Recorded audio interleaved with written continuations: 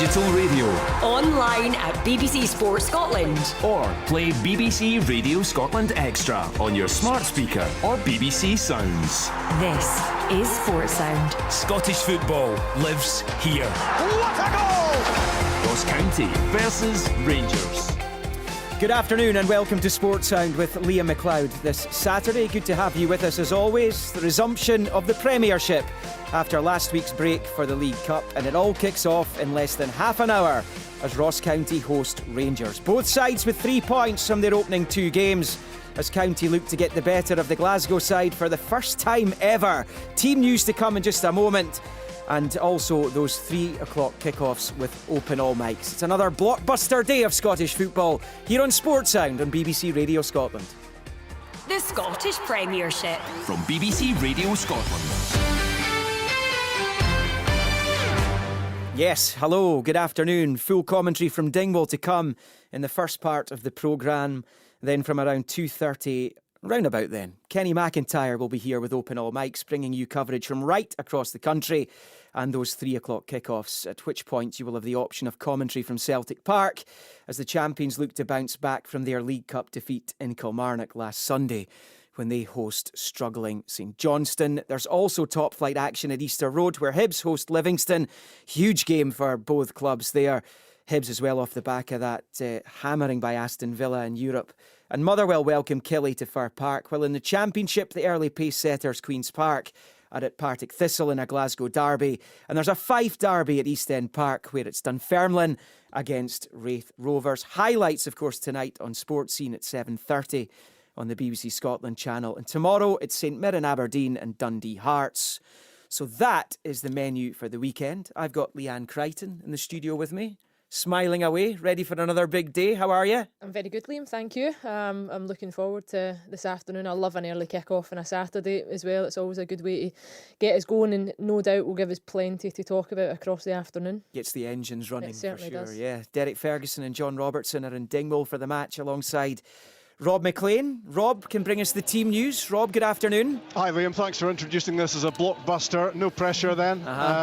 And it could well be in the first game of the Premiership weekend. 4 changes between the 2 teams, just the one for Ross County. A team going well really in terms of their start to the season, scoring goals, which is pretty impressive from them. 21 in their 7 games so far. So can they continue that against a Rangers side with big missions on the horizon? Eindhoven Wednesday, and of course they play Celtic at Ibrox next Sunday, but they have to keep their concentration fully on this one first. So the Ross County team selection: Jan Danda comes in, Kyle Turner drops out, and that will be no reflection at all on the way he's performed of late, the former Partick Thistle player who's been outstanding. But he starts this one on the bench, and Danda will start for County. Otherwise, same as the team which beat Airdrie on penalties last Saturday in the League Cup. So Ross Laidlaw in goals, back 4 of James Brown, Jack Baldwin, Ryan Leake. Leake, not a great name for a central defender. He signed from Salford, but he's I think pretty much in the mould of Alex Iacovitti in terms of how he looks and how he plays. George Harmon at left back. Turner on the right side of midfield, replaced by Danda. Then it's Connor Randall revelling in his new central midfield role. Victor Laturi alongside him. Josh Sims starting out on the left side, but looking to support the front 2 as well of Jordan White and Simon Murray. Murray with 7 goals already, helped by a League Cup group stage hat-trick. On the bench for County, Ross Monroe, the sub-goalkeeper. Kyle Turner's there, and you're struck by more depth for County when you read through the subs. Jay Henderson on the bench, Jordan Tilson, Alex Samuel, Eamon Brophy, Dylan Smith just turned 17, but he's now part of the Scotland under-19 squad. He's in it for the upcoming games against Belgium and Czech Republic. Will Nightingale, on loan from Wimbledon, is on the bench, and Josh Reid, of course, another home-produced youngster who had a spell at Coventry and is back here, and he's on the bench. As for Rangers, 3 changes made by Michael Beale for this one, concentrating on winning this game, but the fans certainly in the back of their minds have the next 2 fixtures very much at the forefront of their thinking. John Lundstrom came off the bench during the week against PSV and was impressive, and he starts here, as does Sam Lammers. And Kemar Roof in the starting lineup for Rangers for the first time in 16 months. Can he stay clear of injury? We'll find out. Ryan Jack is on the bench, Jose Cifuentes as well, and Abdallah Sima, who scored that wonder goal at Ibrox last Tuesday. Tom Lawrence is among the subs as well. It could be a significant return to the squad for him. He was so impressive before he was injured. So Rangers with Butland and goals, Tavernier, Goldson, Suter and Barisic. Lundstrom, Cantwell will be a little bit deeper than he was against PSV. Cantwell and Raskan alongside Lundstrom in the midfield. And the front three is Lammers, Dessers and Roof. On the bench, McCrory, Jack Lawrence, Cifuentes, Matonda, a scorer against PSV. Sima is there, Sterling, Balogun and Danilo. Referee Liam, David Munro. I did wonder whether Rabi Matondo might get a start today after the impact he made the other night. It was a fabulous goal he scored. As I said, Leanne's in the studio with me here. We've got Derek Ferguson and John Robertson who'll be watching the game with Rob. Let's start with John, who got his Highland passport, of course, a long time ago. He had that spell in charge of the Staggies. Firstly, on Ross County, John, they've actually started pretty well, I think it's fair to say. It was a bit of a thriller. They had to come through at Airdrie last week, 4-3 after extra time in the League Cup. Really good, impressive win against St Johnstone. Got them on track after a really good spirited performance at Celtic Park. They perhaps fancy their chances of beating Rangers for the first time ever today. Yeah, they're always causing problems up here in Dingwall. There's been a 3-3 of late as well, and they certainly look like they're going to score goals. Malky's gone 4-4-2 in every single match he's played this season. He wants the energetic and pest of Simon Murray running about up front to complement, obviously, the physique of Jordan White. Jordan always scores against Rangers. He has an incredible record the last 4 or 5 matches, so he'll expect those two to cause problems, and I'm sure they will. And he gets Jan Danda will float in off the right-hand side, and Sims will come in off the left. And as you've already said, it's two solid guys, Randall and Loturi in the middle of the park there, so they'll not give much away. They'll try not to give much away, but the game so far this season, they've scored goals, they've conceded goals, but you're right what you said. I was here for Open All Mics and they battered St Johnstone. 2-0 was not a fair reflection on their performance that day. It could easily have been 4, maybe even 5. So they'll come in with a great deal of confidence, and they'll feel they can cause Rangers problems today. I know Derek was planning on being in Bologna last week for Bologna's first Serie A match of the season. The weather doesn't look as though it's matching the Emilia-Romagna region right now, Derek, to be fair. Slightly different, yeah, Liam. yeah. 40 odd degrees during the day. Is that what you had? And at kick-off time, that was 8:45 at night. I think it was around 34 degrees. I don't know how the guys playing that heat. No wind, the humidity, it was incredible, but that's what they have to cope with, and they do. But yeah, you've just said it's different weather here today. It's a drizzle. It's not that cold, to be honest with you, but they're playing in a carpet of a park. I played here for a short period of time, just one season. 23 years ago, Derek. Was that how long it will? Well, I'll tell you what, the park certainly improved. It's like, as I said, it's like a carpet. It looks absolutely immaculate. And I was just saying, it's got that feeling. I was saying to Robbo, it looks a tight park to me, but I think Rob was explaining it to me, with the stands being so close, it's just get that feeling of kind of claustrophobic. You just get that feeling that you can, get at players. It feels that way, and that's what County are going to have to do today, to get at Rangers. And it's just get that feeling when you come into the ground, and we're so close to the action, and you just get that feel that County, with that physicality, that running power, they might cause Rangers a few problems, but nice to see 1 or 2 coming back into the fold. Liam, certainly Tom Lawrence back from that long layoff on the bench, so nice to see. Yeah, Kemar Roof starting, I think, for the first time since the Scottish Cup semi-final, which Rangers won in April 2022. Let's get some manager interviews, and I'll get Leanne's thoughts on the game as well in just a moment. Malky Mackay's been chatting with Rob, the Ross County boss. Well, Malky, if we look at the stats don't always tell us everything, but what they tell us at the moment is that Ross County are scoring plenty of goals. Yeah, I think second half of the season, Rob, we actually started clicking with that. Last 5 games of the season after the split, we were the highest scorers other than Celtic and Rangers. And we've started the season in the same vein. We've scored a fair amount of goals during the League Cup and beyond. And I think with Murray and White and Brophy and Alex Samuel, I've got 4 that probably in the bottom 6 teams in the league I'd be really happy with. So we've managed to score goals. We created chances against Celtic. We scored a few against St Johnstone. But it's like anything, you've got to be clinical, and when you do get chances against the Old Firm, you have to take them, and that was one of our messages today. We created great chances in the first 15 minutes against Celtic and didn't take them. We will get chances here today. European teams take chances against the Old Firm, and invariably Premier League teams get the chances and sometimes don't take them. You clung on by your fingernails last season. This looks like a better Ross County squad this season. Would that be a fair assumption? I think it's like everything. I think every season we're having to do a rebuild, and it's you look at then what ends up being here. You know, it's sometimes a struggle to actually get players to come up to the Highlands, and once they do get here, they realise what a lovely part of the world it is and what a good club it is. But we struggle to actually attract, and because of the way that we are. People see us as a stepping stone, so they're not long contracts. People are wanting to come here, try and do their best and leave, and to bigger and better things, and I'm okay with that because it allows me to have them for a period of time. This season I think we've got a more consistent unit, probably a little bit more experience in the team, and probably a little bit less flightiness. It's certainly what I'm hoping for. It's obviously early days, but we've got to make sure that no matter what, Rob, we stay in this division. We're a tiny club punching above our weight to stay in the division, and we have done for 11 years over the last 12 now, and we've got to make sure that is my first target, and then after that we see if we can climb. You mentioned Rangers. How much of your thoughts going into this are about maybe getting after them early on? They're coming off the back of an intense 90 minutes against PSV. They've got another one coming up Wednesday night. They've got Celtic, a big game in their minds, their fans' minds for next weekend. You hoping that maybe their mind is not totally on this job?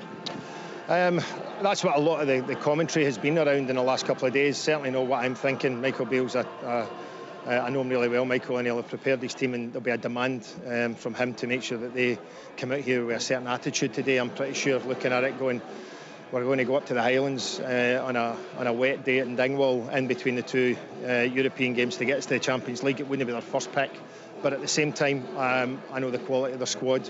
They've refreshed it. They've got 2 or 3. They've brought in 2 or 3, but it's really the basis of what played against PSV. So that is the respect that he's given us. So I'm undoubtedly knowing that we're in for a tough task today and a really hard game. But I'm really looking forward to it, to be honest with you. Full house here in Dingwall, live on television. Pitch is fantastic. We're playing against one of the top teams that have just played, that have just about gone to Champions League. What's not to want there? Belief is everything going into these games. As you look into the eyes of your players in the dressing room, are you hopeful in that regard? Yeah, and it's something we've talked about regularly. You play against Old Firm, having played for them, you play against Old Firm, they can be beaten in the tunnel if you worry about the badge. And I've seen it before in people's eyes, worrying about the badge of the opposition of the Old Firm. And that's one of the things that we talked about a while ago. But, you know, we've got a team that went out at Parkhead 2 weeks ago and Flag Day in front of 60,000 and coped admirably, and we've been down at Ibrox and playing them again and played reasonably well. But every time you've got to do that because they're really dangerous. Rangers are dangerous, and they've got a brand new squad, and they've got players that are probably people don't quite know the full extent of some of the players and what they've actually got in their locker. And they're all still trying to gel. We've just got to make sure that they don't gel today, and we get about our job and make sure this is difficult for them today as well. Thanks, Malky. Thanks, Rob.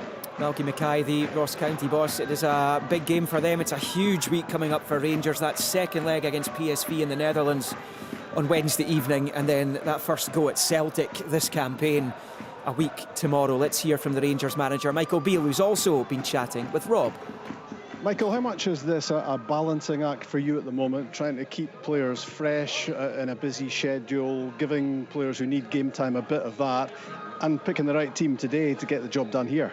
Well, it's about picking the right team to get the job done first and foremost. We've kept 8 of the same players going again, and it's just chopping and changing maybe in the right areas to give us a bit of variety and freshness. Kamaru's had a period of time where he's had an operation. He's had a big period of rehab, and now we feel he's ready to go.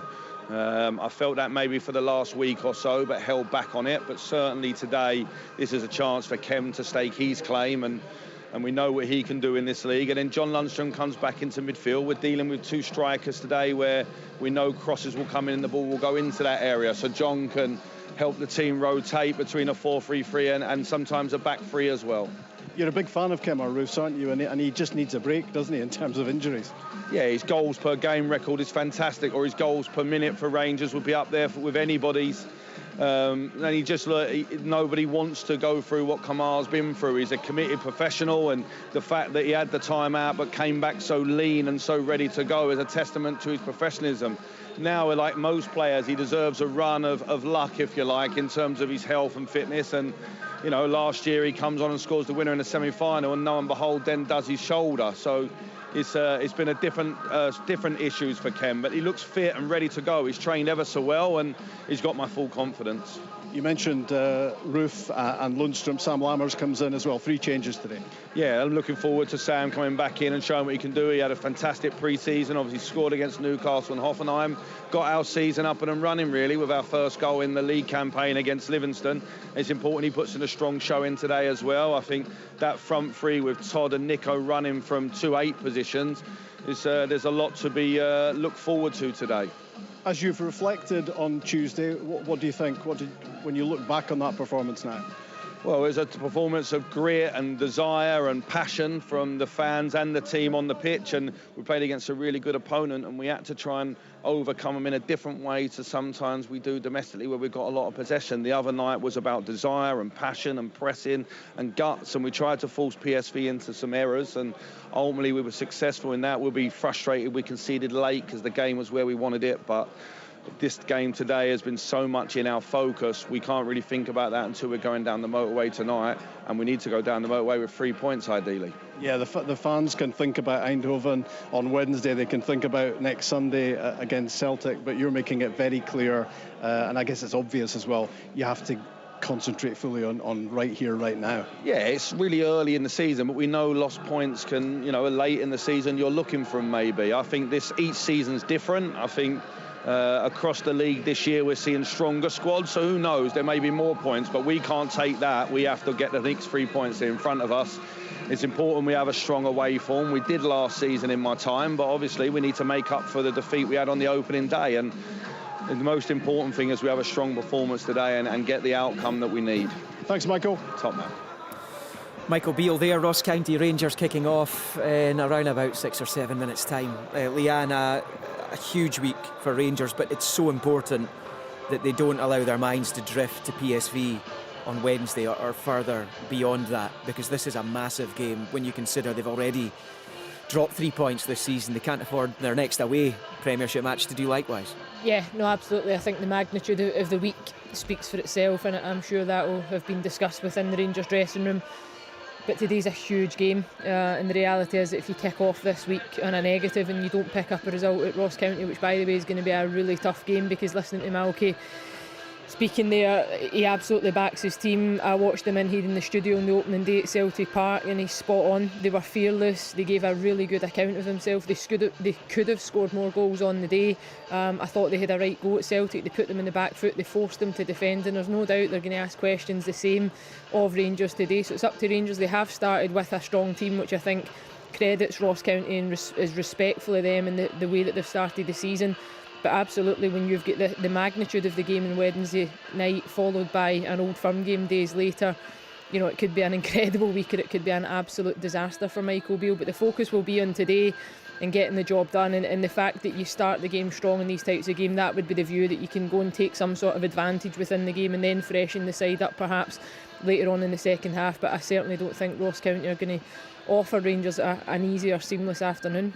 And that's the thing, Robbo, isn't it? When you look at County this season, they do come flying out of the traps, and they'll want to try and set the tone as they did at Celtic Park on the opening day, when they should have been 1 or 2-0 up in those opening 10 minutes. Simon Murray missed 2 magnificent chances in that game. Yep, and he missed a few against St John's as well early in the game. So they're very direct early on. They'll knock it long to Jordan White. They'll get Simon Murray around them, and the 4 from the midfield, the 2 wide guys are coming tighter, and they're backed up by Luchari and Randall, and they ferret about in there. They get stuck in. Rangers will not get time with the ball. If Rangers can find that composure and play the little passes, and the full-backs to get, overlapping will also, because you'd imagine both Lammers and Roof will drift inside. Then there'll be space. The space will be in the flanks for Rangers, but County will be very direct. They'll get at them, and once they get the ball in the opposition half, then they get it down and they create chances. But they will, they're forward thinking, they're forward looking. They said Malky's gone with the two strikers to get them up there. They're just they're a very nice balanced side at the moment. They say they've got 4 boys at the back who will defend away, and the lads in the middle of the park, the central boys will do the dogged work in there, and they let their other 4 really get on with it. And then, they're a threat set pieces, because they're a big side. They launch the ball in from halfway in the opposition half from the throw-ins. They can launch it into the box as well. So, they'll put Rangers under pressure. Then Rangers will have to be on it. There's no doubt about it. I'm like yourself and Ryan. I thought Matondo and Seaman, one of them might have got a start today, being a bit different. But I think that may be a sign of where Michael Beale sees day 2 for next week. I think the impact that they made at Ibrox may well see them start in Holland. And Derek, just before we get to the match itself kicking off in a few minutes, PSV Eindhoven sitting at home with their feet up this weekend. They've been given the weekend off by the KNVB, the Dutch Football Association, ahead of this huge Champions League qualifier for them as well on Wednesday. Yeah, but for Rangers, from a Rangers point of view, it is what it is. We all know that you don't get allowed, or you don't get that preparation. So they know this is it's a massive game. They just can't afford to drop another 3 points. It's simple as that. They'll need to be on it right from the off. You listen to John. They're going to be direct, so Rangers have got to totally different game from what it was Tuesday night. So they've got to be prepared for that battle, if you want to call it that. First and foremost, win the battle, then go and play. That front 3 again looks really narrow, so the width is certainly going to come from the full-backs today for Rangers. But it's a different feeling, different type of game. But I think Michael Beale said yesterday, he said that's the challenge that you have to face when you play for Rangers Football Club. I think that's why they're not going with pace today. I think they've a lot of the ball. County will sit in, try and maybe hit on the break. So, with the likes of Lammers, Roof, Dezers up top, that little kind of intricate 1-2s, give and goes, I think they'll be hoping for that. I'll bring success from today. But first and foremost, first 10-15 minutes, got to stand up to the challenge. Yeah, I mean, it's difficult for in the defence of the SPFL. There's no League Cup competition in the Netherlands, and they also play 4 league matches fewer. So you can see why there's more room in PSV's calendar than there is for Rangers. Yeah, you can understand, and I totally get it. I think especially in the latter stages of tournaments, when it comes to the tail end of the season, Liam, when there's a lot of football being played. But see, actually the reality, and me personally as a player, I actually quite enjoyed a 3-game week. I always felt it kept you completely in the zone, where you played a game, you recovered, you prepared, you went again, and especially if you get the results and that momentum keeps you going. So Leanne, I was going to say that. That's exactly what I was going to say. Certainly early on in the season, you want to get into that groove, you want to play the games, get to know your teammates, score goals, absolutely, create opportunities. And even when you face adversity, Derek, I think sometimes that can bring out the best of you, and Rangers might be faced with a bit of that today up in Dingwall. Right, the teams are in the tunnel. They're just about ready to make their way onto that fabulous playing surface. Sky Sports, who are covering the game for telly today, had their Steadicam, which is the one you'll see zone in on the managers at full time to get the reactions. They had it on the pitch, just looking at the grass. It looks absolutely tremendous as the referee leads the 2 sets of players out onto the playing surface at Victoria Park. Here's what's coming later. Kenny McIntyre will be here once this match is over. You'll have open all mics, you'll have the Celtics and Johnston commentary option, huge games, Hibs, Livingston and Motherwell taking on Kilmarnock, as well as the games across the country in the Championship and Leagues 1 and 2, with Sports Scene to come with the highlights this evening at 7:30 on the BBC Scotland channel.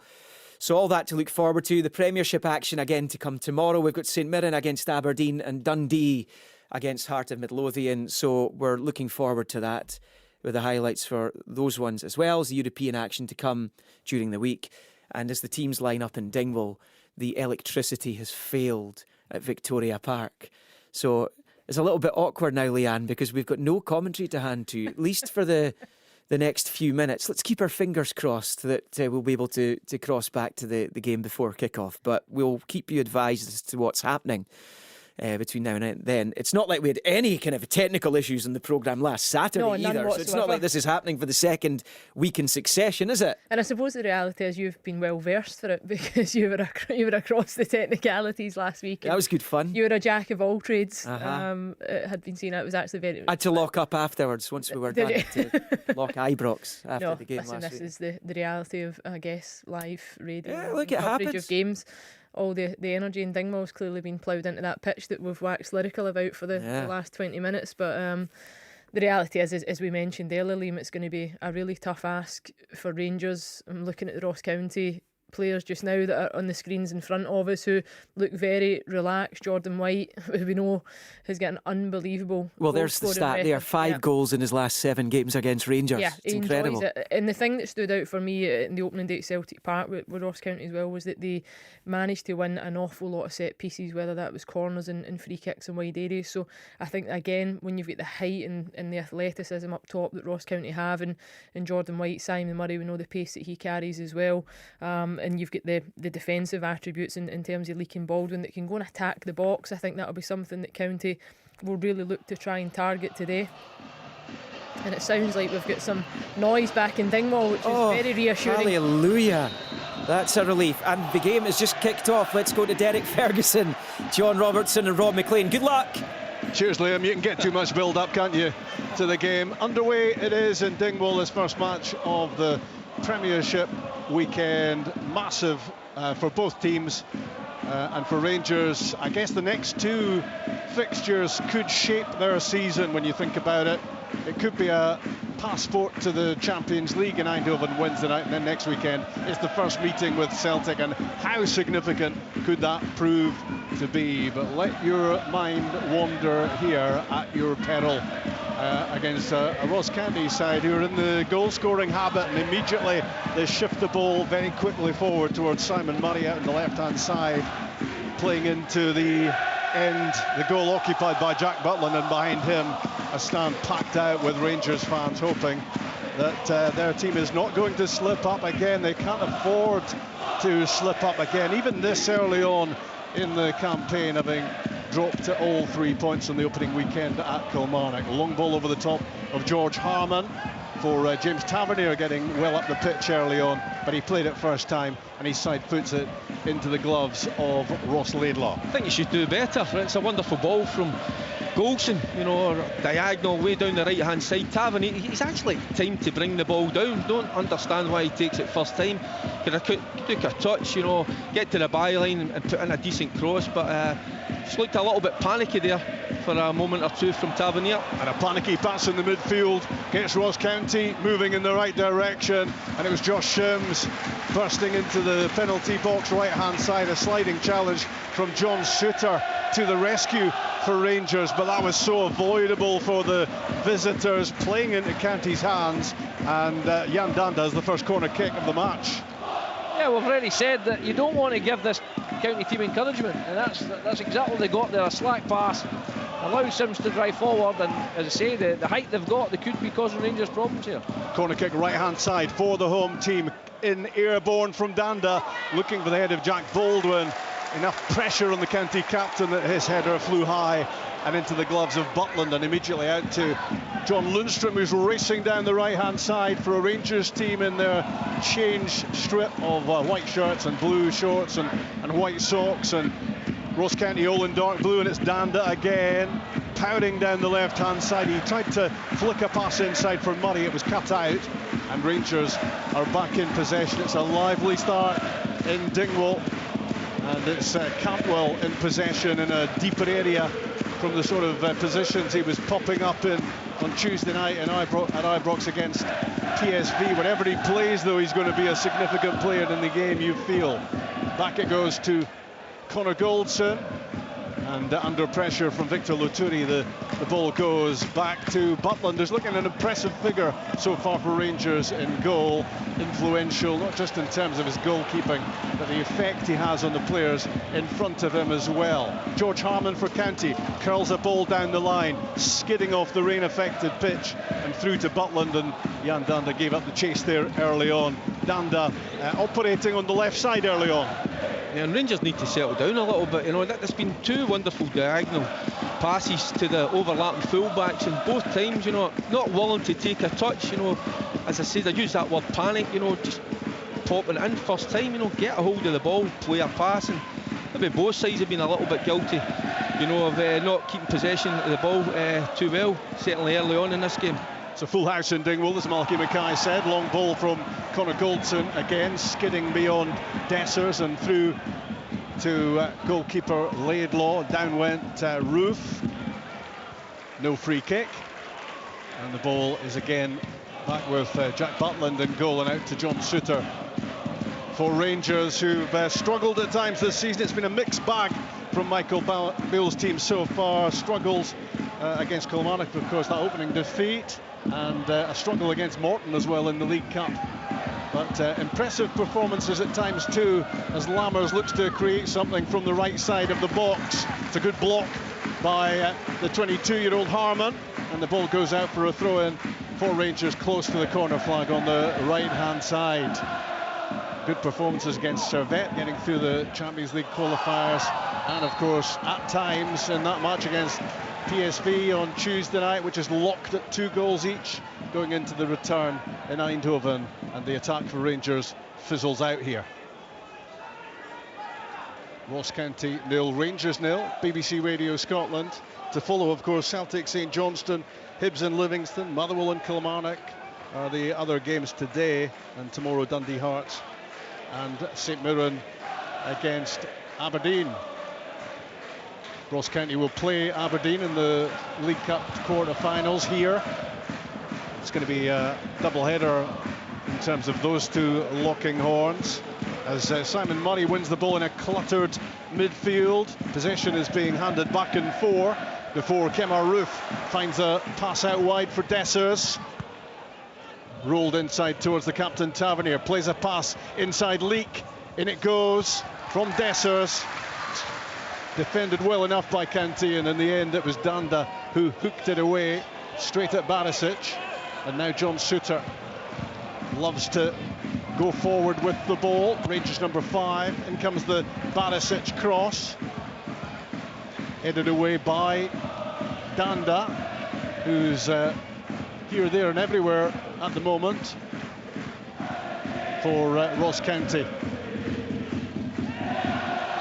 The match still to settle down. A late challenge on the far side and a free kick for the home team. 5 minutes gone, goalless in Dingwall.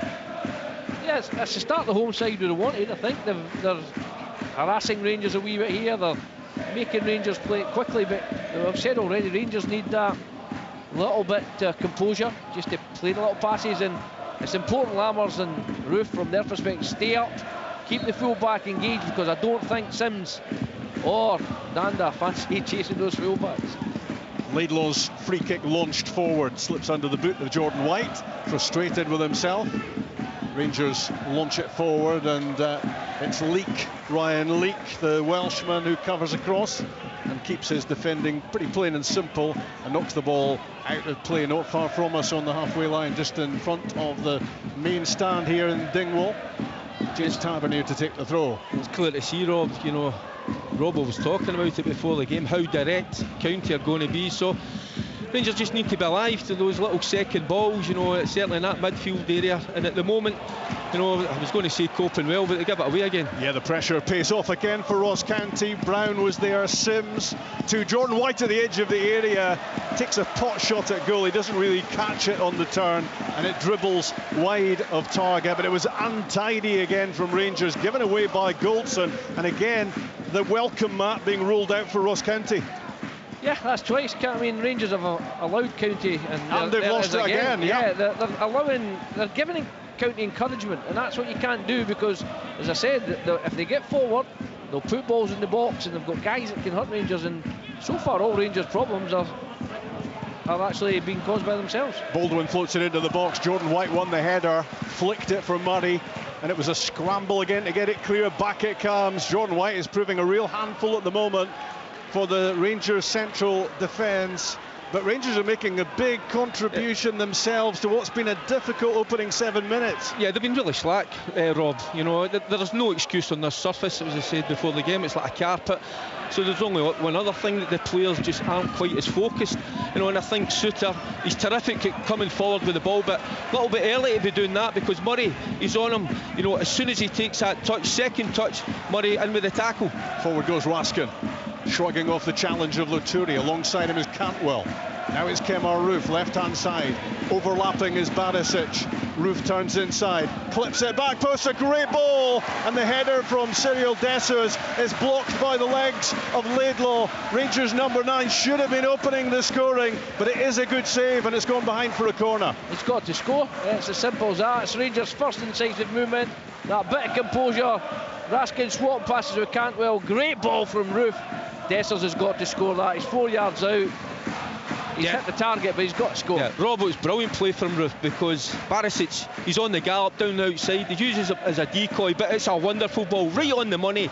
Dessers, he's got to be hitting the back of the net, surely. Yeah, it's a sitter for Dessers, and Ross County will be hugely relieved he hasn't taken that opportunity.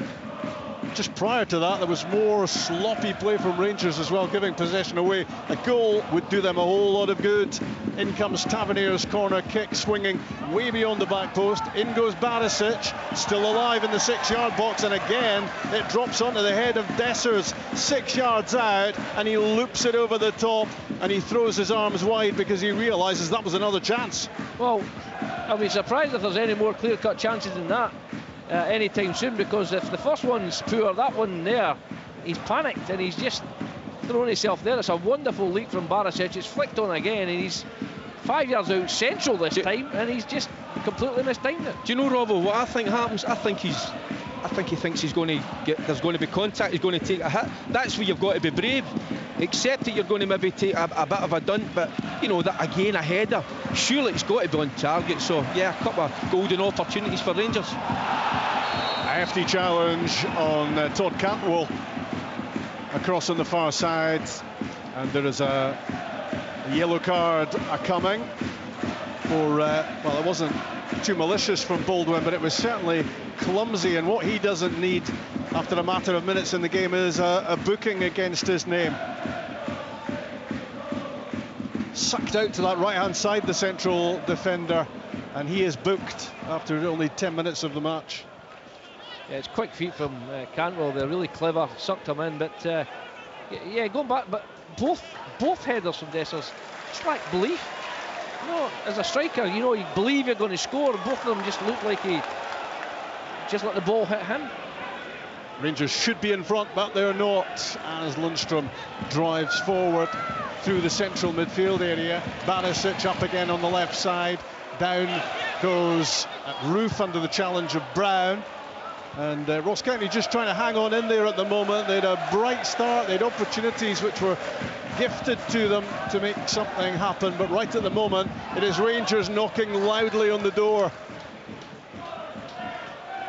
A header from Tavernier down into the midfield. It's intercepted by Victor Luturi, who looks to swat aside the challenge of Cantwell and slide the ball through for Murray. There's a lot of slipping and sliding as Simon Murray gets the left foot shot away, spilled by the goalkeeper, but the whistle had gone as the ball ends up in the back of the net from Jordan White.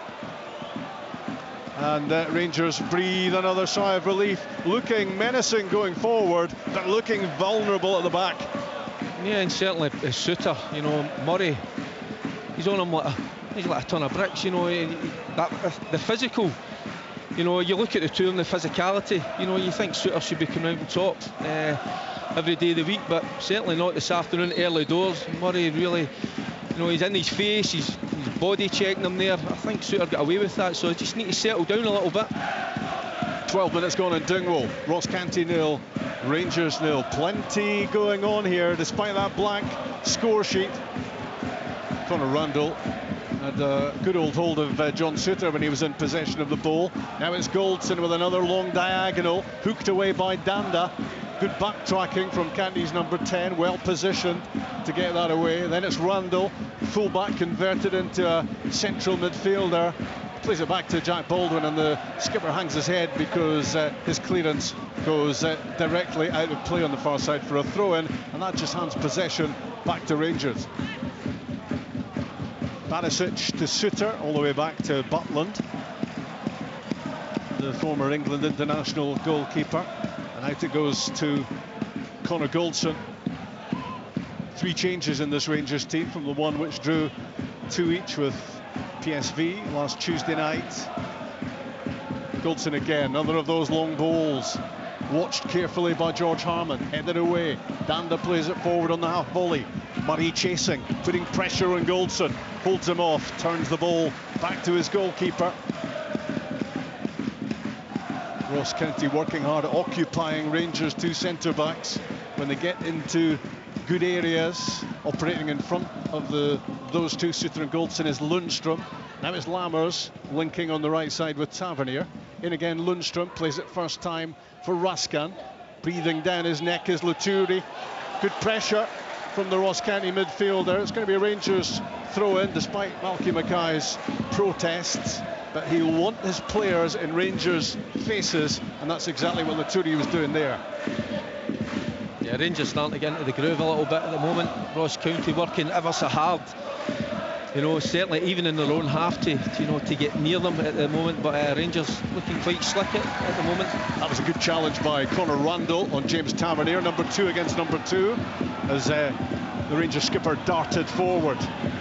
Rangers have a player down. It's Connor Goldson on the halfway line, slowly getting back to his feet. He doesn't tend to stay down for too long unless he's got a problem, but he is on his feet right now. And Ross County are defending with Josh Sims. And he's played it straight to Cantwell, left-hand side for Rangers. Infield it goes. Lammers, 25 yards out, tries the shot, blocked by Laturi. Now it's Nicola Raskan, the Belgian under-21 international, who tries to just backheel it towards Tavernier. Gets it back, Raskan. His cross in, and the header from Lammers, who was up well, right about the penalty spot, got good contact on it, but straight at Ross Laidlaw. Better from Rangers, and they said that when they used that little bit of composure there, they knocked it about a wee bit. Good cross from Raskin, and it's an easy save now. It's a decent effort, but Rangers have got to be a bit, just calm themselves a little bit, because twice Goldson's tried to knock the ball in behind the fullback, but twice Lammers hasn't brought the fullback out, so they've got to get him out there first before they can go in behind, because the fullback's causing the easy defending.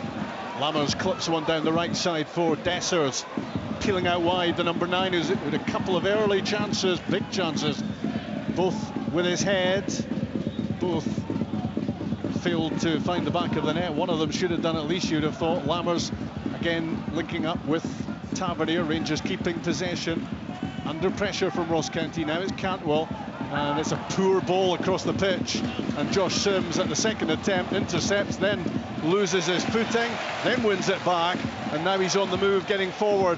Ross County's number 11, Jordan White in the middle to Jan Danda, taking a touch in the centre circle. Great sliding challenge by John Lundstrom to win it back for Rangers. Now it's Cantwell, threads it through to Kemar Roof. Roof into the middle, looking for Dessers. It just slides away from him, and off his line to grab the ball comes Ross Laidlaw. Yeah, it's been played at a fair old pace, isn't it, Rob? I think it's important as well, that front 3, Dessers, Lammers and Roof, at times they don't just sit and play narrow, they work themselves into the wide areas, try to stretch that back county back 4. Leaks long ball is headed away by Suter, onto it Randall for the home team.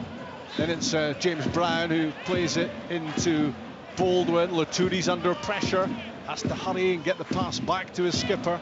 Then down the right side looking for James Brown, steps inside on his left foot, angles a ball over the top of Tavernier for George Harman. Great touch, and he fires it in, Harman, and it's cleared by Suter, only as far as Danda, just outside the box.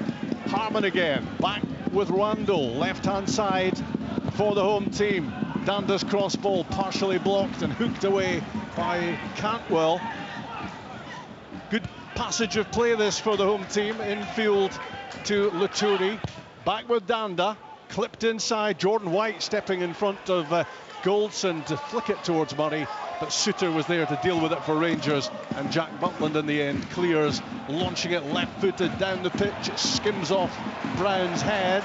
Baldwin covering in behind. And the skipper plays it to Conor Randall in central midfield. Just settling at the moment, getting a feel of the ball, slowing things down. It's been pretty breathless, the opening 15 minutes or so in Dingwall, and Ross County welcoming the chance there just to slow things down. Rangers, though, are back in possession on halfway with Tavernier and Lundstrom. Dessers on the spin, gets it back from Roof. Quick, slick passing from Rangers 25 yards out, but they couldn't quite find the final ball, and Josh Sims clears for County up towards Simon Murray. Now we've got a good game in our hands now, Rob. Bit hectic early doors, but certainly both sides settling down, playing their football now. Lammers right in the middle of the pitch, waiting 14, clips it forward. Raskin with a head flick, Tavernier to the byline, and it comes off Danda, and it's gone behind, and Rangers have got a corner kick. They are upping the ante at the moment, looking for a breakthrough. Yeah, it's what we've come to expect Rangers this season. There's a lot of slick passing there, and bar the final pass just to get through there. But when they show that composure, they look a more than decent side. But I say the slack bits are coming in, and County are countering on them very, very well. It's a very even match, but if the game settles down, you'd think that'd be in the favour of the away side. Well done with Kenty countering. That wasn't your easiest one. Corner kick for Rangers on the right-hand side here. Borna Barisic to deliver beyond the back post. Header knocked off the line by Randall. It was John Suter at the back post who got the header in. When it comes back in from open play, County get it clear this time. Under pressure, but standing firm, the Holden team. And it remains Ross County 0, Rangers 0, with the best part of 20 minutes gone. And Rangers looking dangerous from set pieces, Rob. You think that was just going to come from County, but good delivery down that right-hand side. Barisic left-footed, in-swinging, causing County a few problems. Good ball winning from Raskin, right-hand side. Now Lammers' movement up ahead from James Tavernier, heading for the byline. And realising he was struggling to get the cross in, he just plays it off Ryan Leake and makes sure that Rangers have another corner. You look at that midfield battle, don't know if you agree, Robbo, but Lundstrom, Raskin, even Cantwell, they're starting to enjoy it now. You can see it, the little tussles, the little 50-50s, you know, they're starting to win them, they're starting to, you know, enjoy it. They've got the extra man in there, and that's what they've got to do, because the County central defenders will not come out. So if they work it quickly like they have done the last few minutes, it can cause problems. Another Rangers corner kick into the back post. Kemar Roof with a diving header from the corner kick back into the Rangers team for his first start in 16 months. And he scores the opening goal of the game. Michael Beale talking pre-match about his impressive strike rate despite his injuries, and there's another one, and it's an important breakthrough for Rangers in Dingwall. Ross County 0, Rangers 1. I was just saying, Rob, great delivery. I think that was Roof on the volley there at the back post, but it's a wicked ball in swinging, you know, and it just falls at the back post area. We'll get a little glance at it.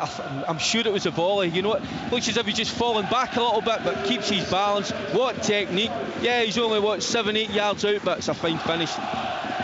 Yeah, County were warned the previous corner. Okay, it was a header, but it was headed down and scrambled away from. But this time, Kemar Roof just peeled off the back area, as you say, a little sort of hitch kick, scissor kick there, and he's managed to force it over the line, and Rangers are ahead. Well, he was raving about him beforehand. He was saying that Kemar Roof has his total confidence, Michael Beale, and that is a really sharp bit of finishing from the man who wears 25 on his back, and he will be delighted that he is back in the starting lineup and back with a bang for Rangers. All those important games coming up, but at the moment none more important than this one. Rangers hit the front in the 22nd minute in Dingwall, and it's Kemar Roof, and it's his layoff which releases now Raskin down the right hand side, looking to immediately add to that opener. Back for Lammers, it's all opening up in front of him, he slips it through. James Tavernier, Ross County could be in trouble again. Plenty of dark blue shirts in there, but just for a moment there, none of them were having much effect until George Harman managed to get the ball clear. Back in it comes from Goldson, stabbed away by Leake. Harman's header It's an important phase, this, for Ross County, that they don't concede again. And that's exactly what Rangers are planning to do. The Rangers just get through the gears, Rob, at the moment. So they are with some quality play as well at times. We talk about Roof, we always knew Roof was a top quality player, but as we all know, it's his fitness. Can he stay fit? That's the problem, that's the issue. I think most other players, you know, if they weren't at the level that Roof's at, you know, they wouldn't be at Rangers Football Club. But the manager, he's kept faith. Hopefully he can stay fit, you know, and score. It was a wonderful goal because it's brilliant technique at the back post under pressure. But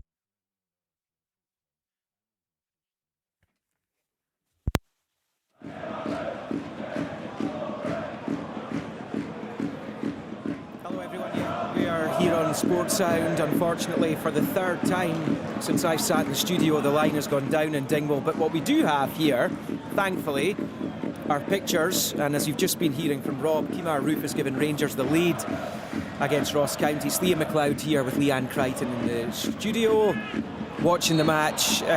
Free kick there, given away by Kemar Roof midway inside the county after county free kick.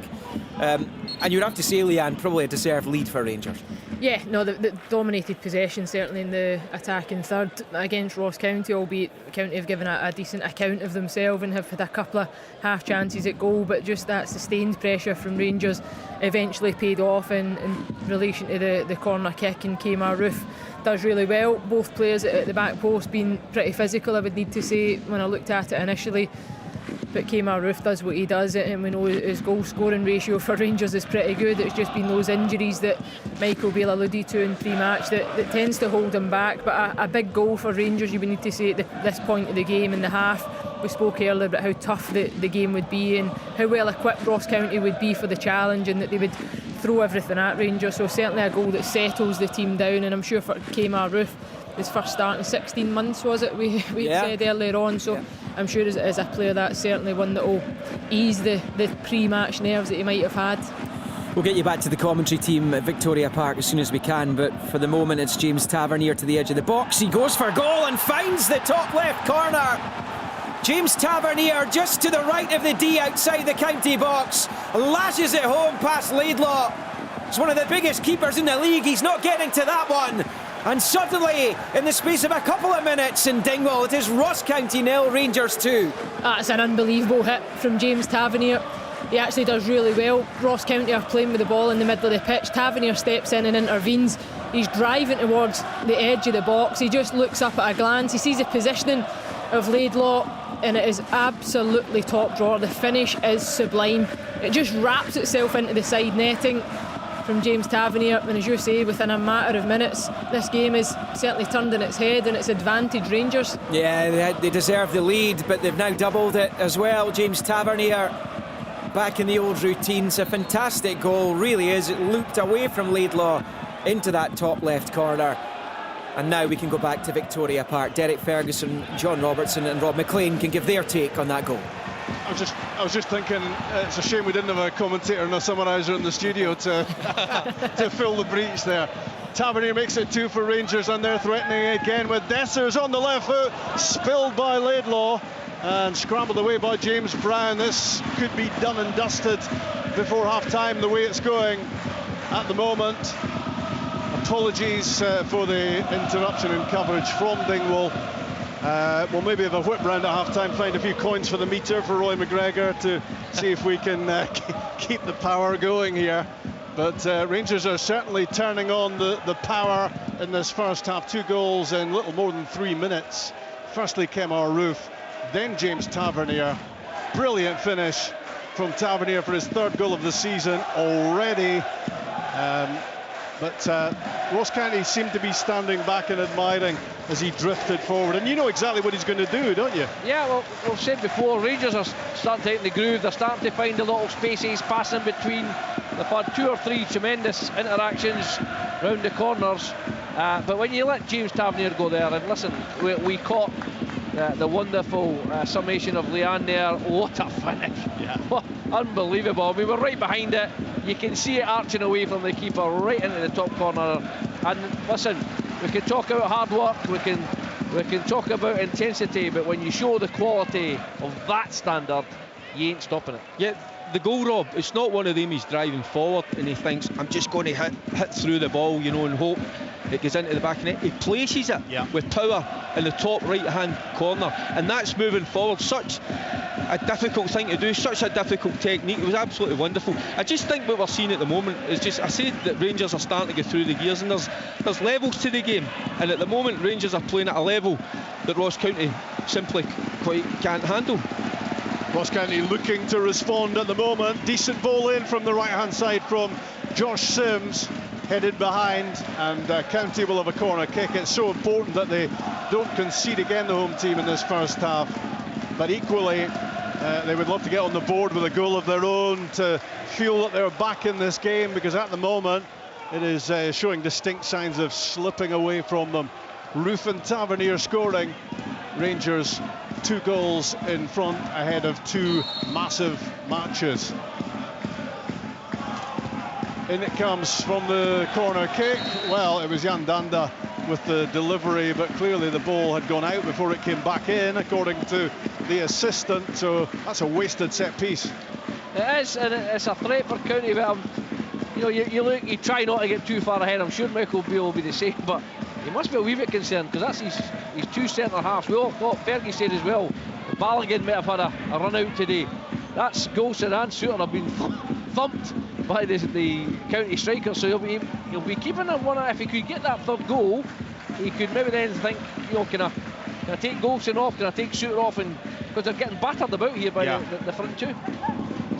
Just about half an hour gone in Dingwall, and Rangers 2 up, and when you think about those 2 early headers for Cyril Dessers, it could so easily have been 3 or 4 by now, and Jack Butland hasn't had a serious save to make. This game could have been gone for Ross County, and it might be already, and it certainly will be if Rangers do score again. A deflection on the shot from just outside the box from Todd Cantwell, spun up in the air and down on the top of the net. It wasn't going to go in, but it will give Rangers another corner kick, and of course they scored their opening goal from exactly this position. And it is Bona Barisic who is strolling across to take this from the right-hand side. It was Ruth on the end of it earlier for the Rangers opener. County can't afford to be switching off again. In it comes from the Barisic corner kick, whipped in beyond the back post. A little bit too much on it for everyone that time, and it ends up skidding behind for the goal kick. It was actually a decent corner, I think, Rob. You know, same area, the one that Ruth got his goal, but I think the players just go a little bit early, get a little bit under the ball, and it just aimlessly goes out for a corner kick. But no, the last 10-15 minutes, Rangers have, as I say, have been a different level, just upped it through the gears, and you got to say the 2 goals have been wonderful. One a volley, brilliant technique under pressure, and then Tavernier, you know, striding forward and hitting that. You know, it's such a difficult technique, and putting it right in the top corner. Superb stuff. Dessers on the attack right-hand side, drifting infield, squares it to the edge of the area for Lammers. There's another chance there for Rangers, and it was a good block by Jack Baldwin, sliding across to get in the way of that from Lammers, because this is gone for Ross County if Rangers strike again, and the home team are certainly living dangerously. James Brown clears up towards Jordan White, making his presence felt, but while the 2 Rangers central defenders have been getting a bit of a battering at times, nothing has added up to any threat to Jack Butland. No, they've not. I think, you know, the Simon Murray shot, he'd already fouled Suter in that one, but listen, the game's going how most neutrals or people would expect it to go. Rangers are on top. What they're doing now, though, Rangers, is they're getting that piece of composure. They're knocking little ones round the corner, and County right now need to hang in. You've seen already, Malky Mackay's asked Jordan White to drop in because of the 3v2 in the middle of the park, but Rangers are still passing round in little patterns, and listen, they've shown 3 unbelievable bits of quality, and they could have been 3 up there. You know, the cross for Barisic for Dessers for the first header. Yeah. You know, that was a bit of quality, and then the volley, and then, you know, there's not really a word right now for how, you know, the goal from Tavernier. It's just stunning. You know, it was absolutely superb. Here he goes again, isn't it? Every season you think he surely can't do that again, can he? In terms of the number of goals he comes up with. But Derek, that's 3 already, and we're not at the end of August. Yeah, these stats are unbelievable. We know the quality that he has going forward. At times, yeah, can he be suspect? You know, at the back, yeah, we know that. But what he gives you going forward, you can't deny. It's absolutely brilliant. And also, Rangers' best player for me this season is Cantwell, playing a totally different role this afternoon. You know, just dropping in, playing in front of the two centre halves at times, just knocking the ball about. You know, so he's so versatile, Cantwell. You know, but we thought before the game today he might play a little bit further up, but no, he's just playing in that holding midfield role, popping the ball about. Lovely exchange again between Roof and Dessers. The layoff was intended for Lammers, and Ross County have hauled the Dutchman down in trying to stop that triangle of passes being completed. It was hugely threatening again to the home team. It was all they could do to stop Rangers, and it ends up with a free kick 25 yards out, right in front of goal. Well, the Rangers players are livid because it was their captain that pulled them back, Baldwin, and they're appealing for a second yellow here. Yeah. And I've got to say, I don't like it. I agree with him. He's pulled them back. He was going through. It's a yellow card all day long, and I think the referee, Mr. Monroe, knows he's already booked Baldwin, and he's not pulled another card out here. So, you know, that's the inconsistency. He's booked him, and that is a yellow card all day long. Yeah. But I'll tell you what, it'll be interesting. Can Fergie, you going to call it Tavernier, same corner, top bin? Well, James Tavernier's over this, and Borna Barisic as well. It's right in the middle, so it could be either. Tavernier has already put that ball exactly where he wanted to for Rangers' second goal. Maybe it's Borna Barisic time this time. He, of course, who created the opening goal with his corner kick to the back post for Roof. Rangers looking for a third goal of the game in Dingwall in this 12:30 kick-off. It is Barisic, and the wall does its job, and it was a painful job by the looks of it, because Cantier got a player down. Play goes on, but it's stopped now because it was a bang on the head from the strike from Barisic. But Ross County survived that moment, at least already 2 down. So how does that work? Robbo's absolutely bang on the money. You know, it pulls him back. Yeah. It's a yellow card. You can't be saying, okay, Rangers are 2-0 up. And if he hadn't been booked already, he would have yellow carded him. Yeah, he should be off the park. I'm sure Leanne and Liam will have it in the studio. They can chat about it at half time. But if it happened that quick, if it indeed it was Baldwin, he should be off the pitch. It's, you know, it's that's where sometimes you look at the referees and think, come on, guys. You know, I mean, obviously we don't want people to be sent off if we can help it, but it's a pretty straightforward yellow card. And it was definitely Baldwin, Robbo, was it? That's the only thing. Maybe Leanne can confirm that for us if she's been watching those pictures. The Rangers player were so vehement in their protestations that it looked to me as if it was Baldwin. In fact, they were questioning it, because had it been someone else, they probably wouldn't have been that concerned.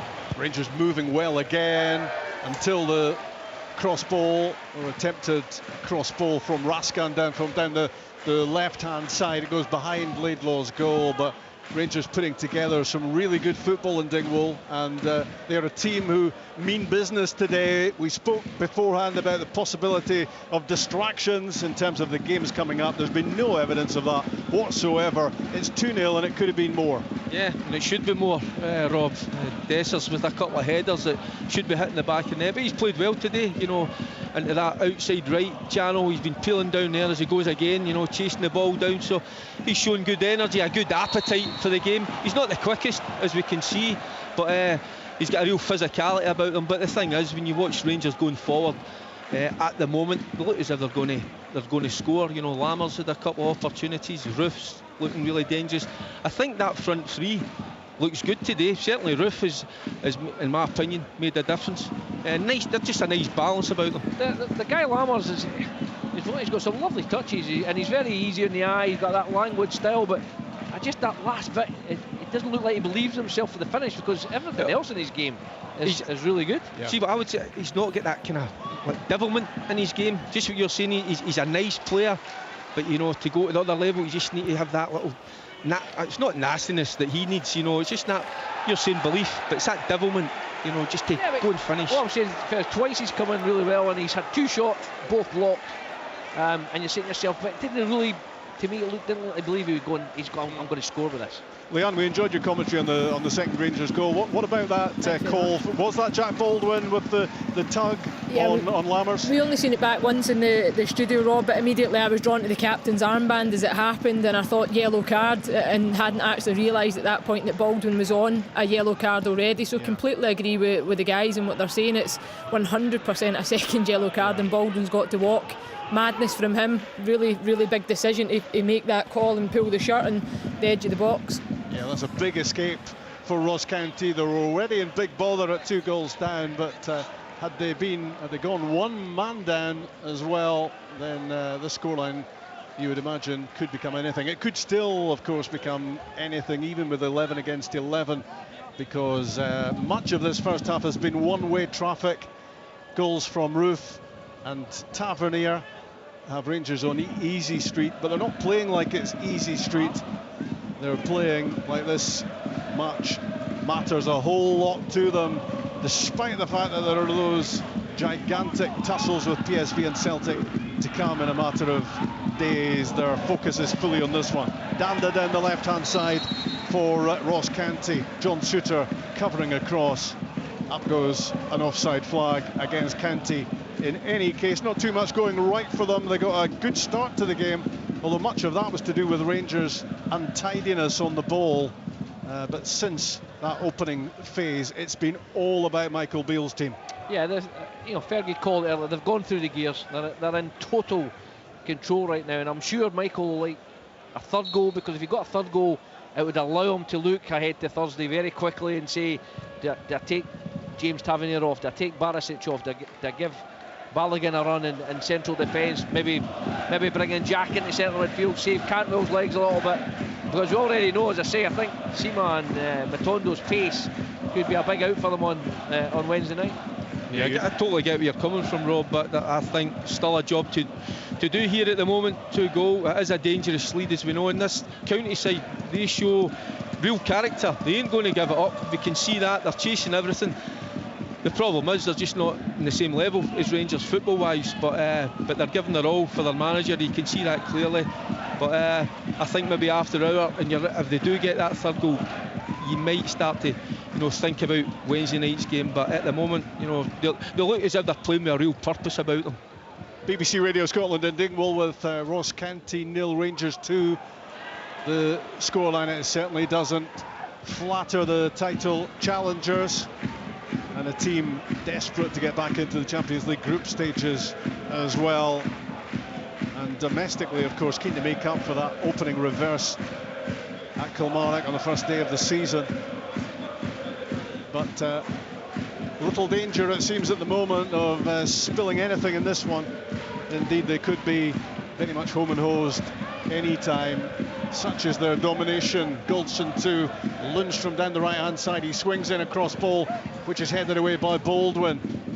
And a big question mark, of course, about whether Jack Baldwin should still be on the pitch. In fact, it seems glaringly obvious that he should have been sent off for a second yellow. It's a big break for County, and it's one they'll hope to build on as this match progresses, but they're really struggling to cope at the moment with what Rangers are throwing at them. Tavernier down the right side of the box for Roof. He turns it back towards Raskin. In goes Luchuri to play it off Roof and out for a throw-in close to the corner flag. There's a real intensity, isn't there, about this Rangers performance? There's a nice balance about them. The 2 full-backs getting themselves forward. You look at Rangers centre-backs as well. Suter at times driving forward. Goldson with the diagonals. And then you look at that midfield. Yeah, there's some quality players in there, but they like to dig in. They like the physical aspect. They want to make challenges. And then the movement from the front 3, has been good, really good. Dezers is breaking into that wide right channel at times. Ruth, holding his position more centrally, but clever link-up play. And Lammers has had 1 or 2 moments of real quality. Down has gone Dessers with a bang on the head, clashing I think with Baldwin there. Stayed down. Rangers number 9 looks as if he might need a little bit of attention as the first half comes to a close. His head was in the spotlight early on in the game as well. 2 great chances, particularly the first one on the end of a Barisic delivery to the back post. Really should have been scoring. The second chance was maybe a little bit more difficult. It was looping in the air, and he curled his header over the top. You're right, the first one he should score. I'm looking at Malky Mackay's moaning here that Dessers should get a yellow card for that after what's just happened, ironically, on Baldwin. But no, you're right, his first one he's got to score. I mean, it's the old one, striker, the crosses come from the left, head it back where it comes from, I think he scores. The second one, technically, yeah, more difficult, but he seemed to rush it, and it come off the side of his head and went over. But there's no doubt, as a striker, Dessers will be disappointed he didn't stick one of them away, especially the first one. Yeah. And it would have had Rangers very comfortable at that stage had one of those opportunities been taken, but they've certainly cashed in since. As Lundstrom drives forward again from the midfield. It's a great run from him, now angling out to the right-hand side, and he rolls it back inside for Tavernier. Tavernier to Lammers. Rangers moving so smoothly. His cross-ball back post. Diving header away from Brown. Flicked further clear by Laturi. Lundstrom has it again. Now Lammers jinking one way, then the other, curls one in, and it's clawed away at the back post by Ross Laidlaw. Looked for a moment as if that cross ball was going to dip into the back of the net. Good goalkeeping to stop it ending up there. It was a brilliant save, but it's brilliant play. Lammers right hand side, just outside the box, couple of step overs, then left foot. You try to find that, same as Tavernier, that top right hand corner, but what a save it was from Laidlaw and goals. Vital stop from the goalkeeper. Stop his team going 3 behind. 2 minutes being added at the end of the first half in Dingwall. And Rangers have yet another corner kick, this time on the left-hand side. James Tavernier delivers from the corner kick. Out came Laidlaw. And a blast of David Munro's whistle means it is a free kick to the home team, who will relish getting back into the home dressing room with no more damage done as they look to regroup for the second half, 2 goals down. Yeah, I think the 2 big breaks you can say for County in the first half is one, that they're not more than 2 goals behind, because Rangers could have been out of sight, and of course they should have been down to 10 men. So I think if Malky can get them in at 2-0, settle them down, and you never know, we've seen it 100 times before, they come out, if they grab the first goal of the second half, completely changes the dynamics of this game. 2-0 it is inside stoppage time at the end of the first 45 in Easter Ross as the referee's whistle goes again. It's been a top performance, Rob. Take away the first 5-6 minutes of the game. I mean, we'll look at Butland, he's had nothing to do, but there was one just moments ago, a long ball driven into the box, and he comes away out his box.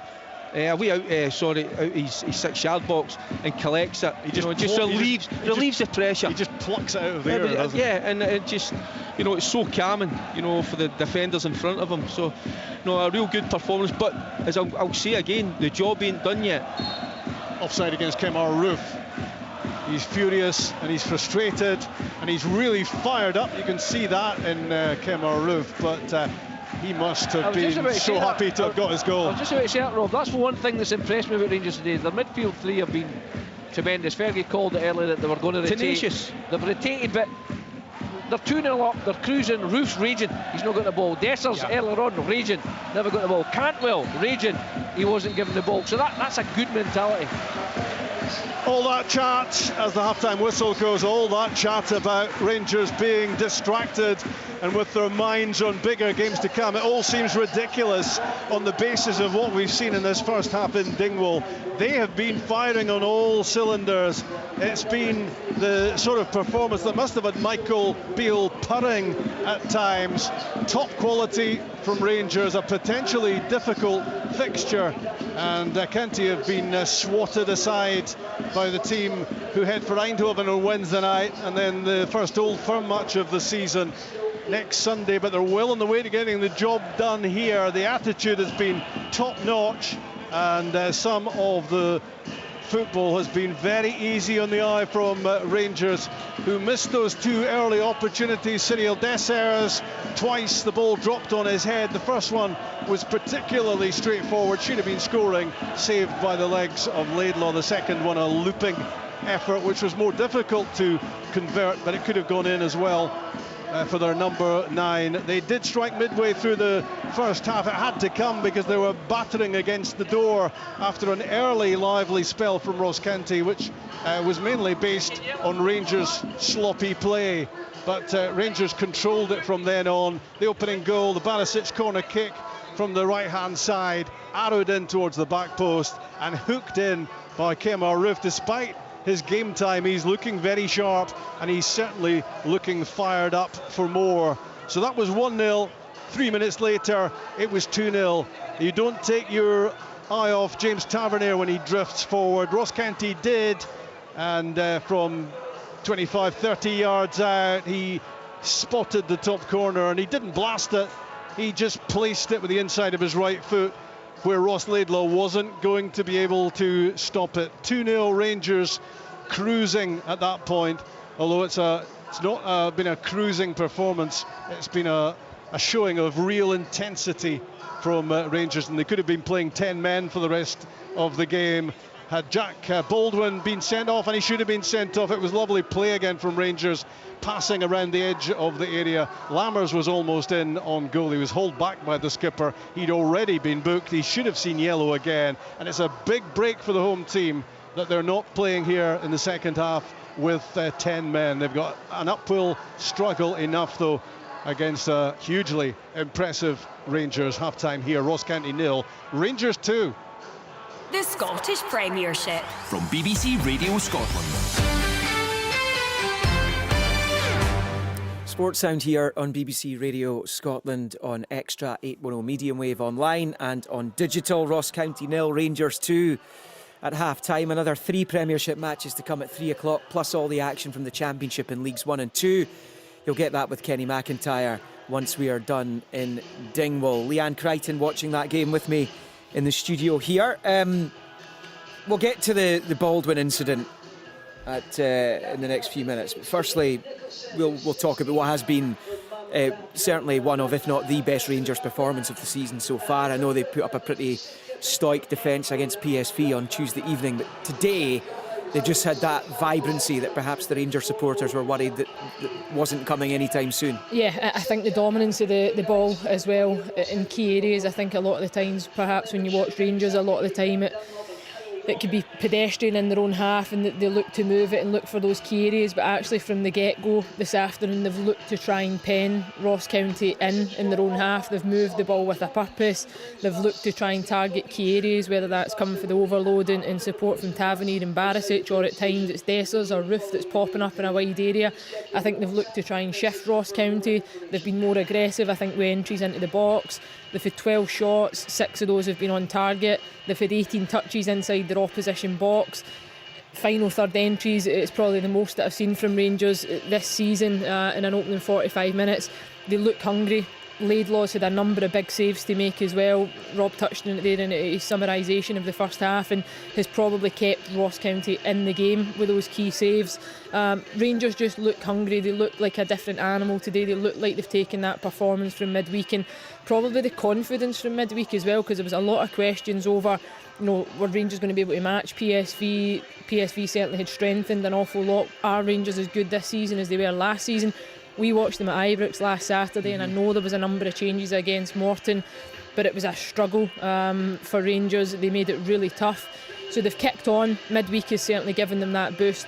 We spoke about Dingwall being a really tough venue to go to. They've set the standard in the first half. Some real quality, certainly Tavernier. The second goal is outstanding. The listeners need to tune into the Sports Scene highlights tonight to see that. It's top drawer. Really good. It's what Tavernier does. He provides, he produces. His statistics are unbelievable, as the guys touched on in commentary. I'm sure Michael Beale's going to be really pleased with his side's performance this far. And actually the Kemar Roof goal is better than you initially think it is. It's a really clever finish, a kind of low volleyed finish. You need to hold off the defender as well. Yeah, and again, just proving his worth to this Rangers squad, having been out for so long. No, that's it. And I think he has. He's always been that player that looks desperate and hungry to get back in. And he almost plays with his heart on his sleeve. You can see that in the way that he performs, the physical player that he is. He looks to try and mix it. He's always in there with the goals. Injuries really have been an issue for him throughout his Rangers career, but he mixes it again physically. I think it's Danda that's picking him up at the back post. The two of them are grappling, and as you say, adjusts really well and manages to get the final contact and the important contact on it that puts it into the back of the net. And at that point in the half, as I mentioned in commentary when we came into to step in for the guys, that it's a really important time in the half, because when you know you're going somewhere that's tough and you're going to need to break down a strong Ross County side, just to get that opening goal just calms the nerves. Kemar Roof did really well. I'm just watching the replay of the Tavernier goal there. It's a sublime finish. It's outstanding from Tavernier, and we've grown accustomed to seeing that down the years. He's been at Rangers for such a long time now. But will Malky Mackay be annoyed that nobody's going to press him?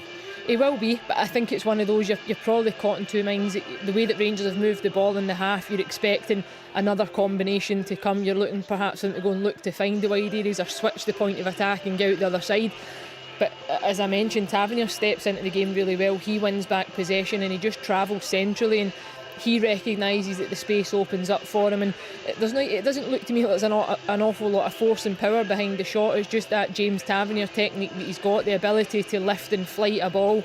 I think he uses a defender in front of him almost as that guide, and it just moves from in to out and finishes up in the top corner and almost right in the side net. And so an unbelievable finish, and again, that goal in quick succession off the back of the first really did kind of nail down the half for Rangers.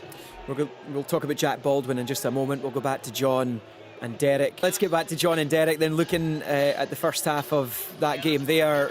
Obviously the two goals, Rangers dominant in the game, but there was that moment towards the end of the first half there, Derek, where Jack Baldwin tripped his man, free kick, which Barisic put straight into the wall. But Jack Baldwin already on a yellow card. Now, it's important at this point to remind you that VAR cannot intervene when it comes to second yellows, which is why they've not gone back and looked at it, because Baldwin's on a booking. But he's running the risk there, Derek, and it's another controversial incident. I know David Munro was the referee at Starks Park a couple of weeks ago. He upset Dougie Imrie during that game as Wraith played Morton. But that's another big moment, isn't it? It's massive, and it was the eagle-eyed John Robertson that spotted it right away. He turned and he knew it was Baldwin that had made the tug, the contact, and it's simply a yellow card. He's already on a yellow card. He should be off the park. So, I mean, I don't know if you've heard on open all mics, Liam, at times I praise referees when they have a good game. I think it's important you do that, but it's also we've got to point out when they get it totally wrong. You've got to be honest and open. So he's made it's a massive mistake, you know. And yeah, Rangers you could see they're cruising at the moment. They're playing ever so well, but you just don't know against this county side. So, you know, they should be playing against 10 men. They aren't. They've still got a job to do in the second half, but it was a massive moment, and one that the referee got totally wrong. Yeah, the guys are just going to...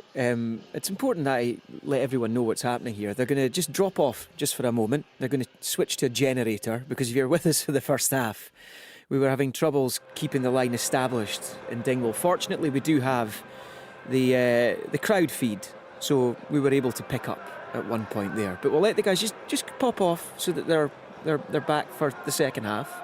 We'll maybe get a wee word with John, who's getting a good break. But Leanna, a difficult second half coming up for Ross County. You're okay, it's 2-0, one goal, they're right back in it. But every single statistic is majorly in Rangers' favour here. It's a difficult half-time team talk for Malky Mackay. And it's been, on paper, to get Celtic and Rangers in 2 of your first 3 games isn't ideal. No, it's definitely not ideal, and it won't be games like this that will define Ross County's season, albeit that probably sounds a bit cliche. But 2-0 is a bit of a horrible scoreline, I would need to say, even if you're the team that's winning 2-0, because you do know the game can turn on its head. The next goal is vitally important, and that'll be the message from Malky Mackay at half-time to his players. I don't think they've played anywhere near their level. I think probably for the first 10-15 minutes they matched Rangers to a point. They've fallen out of the half as it's gone on. So for him, I'm sure he'll be enthused by the fact that he knows his side can produce more and he can squeeze more out of them. How they start the second half will dictate how the game plays out. If they can go and get after Rangers, if they can look to try and turn them, the guys in commentary spoke about that physicality in terms of White and Murray up against the two centre backs of Rangers, who we know Michael Beale will want to, not wrap in cotton wool, but he'll certainly want to look after key players ahead of the midweek game. That would help him actually. The sooner they get this game put to bed, the better. Then he can start making the changes. Yeah, absolutely. So the next goal is vitally important, and I'm sure Rangers will be desperate to go and get that third goal as well. I think that will be the message from Michael Beale. Can you, in the next 15 minutes, go and seal the game, make it comfortable, allow us to freshen things up, get players on, get players off? So it's going to be dependent on who really sets the tone in the half. But Ross County are not out of the game. As I say, it just takes one goal to change it.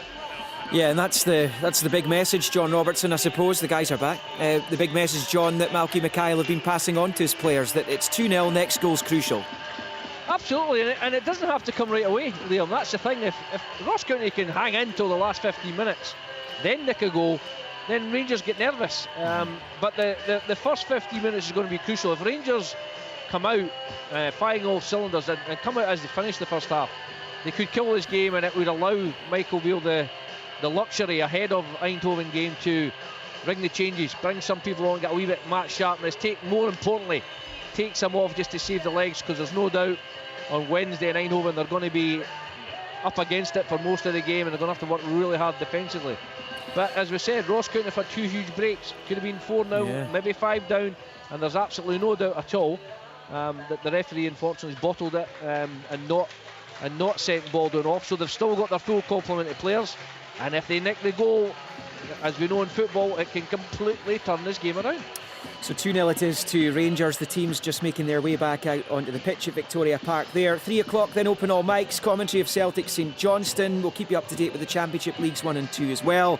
Tomorrow it's Dundee Hearts and St Mirren against Aberdeen. Then we've got all the European action across BBC Scotland starting on Wednesday evening. PSV against Rangers, remember 2-2 on aggregate. Then on Thursday, Aberdeen 2-2 with Hacken going into the second leg at Pittodrie, live on the TV and radio coverage of PAOK Hearts, updates from Aston Villa Hibs. But it's all about here on Sports Sound. Ross County 0, Rangers 2 in Dingwall, with Derek Ferguson, John Robertson and Rob McLean. Cheers, Liam. The goal starts of James Tavernier just continue to be mind-boggling. That's his 104th goal for the club. Add to that 117 assists. That's a total of 221, stick with me, goal contributions in 408 games. And he plays at right back. It is ridiculous. And there's still a section of the Rangers support who aren't having him either, James Tavernier. 3 goals in 6 games so far this season, big goals as well.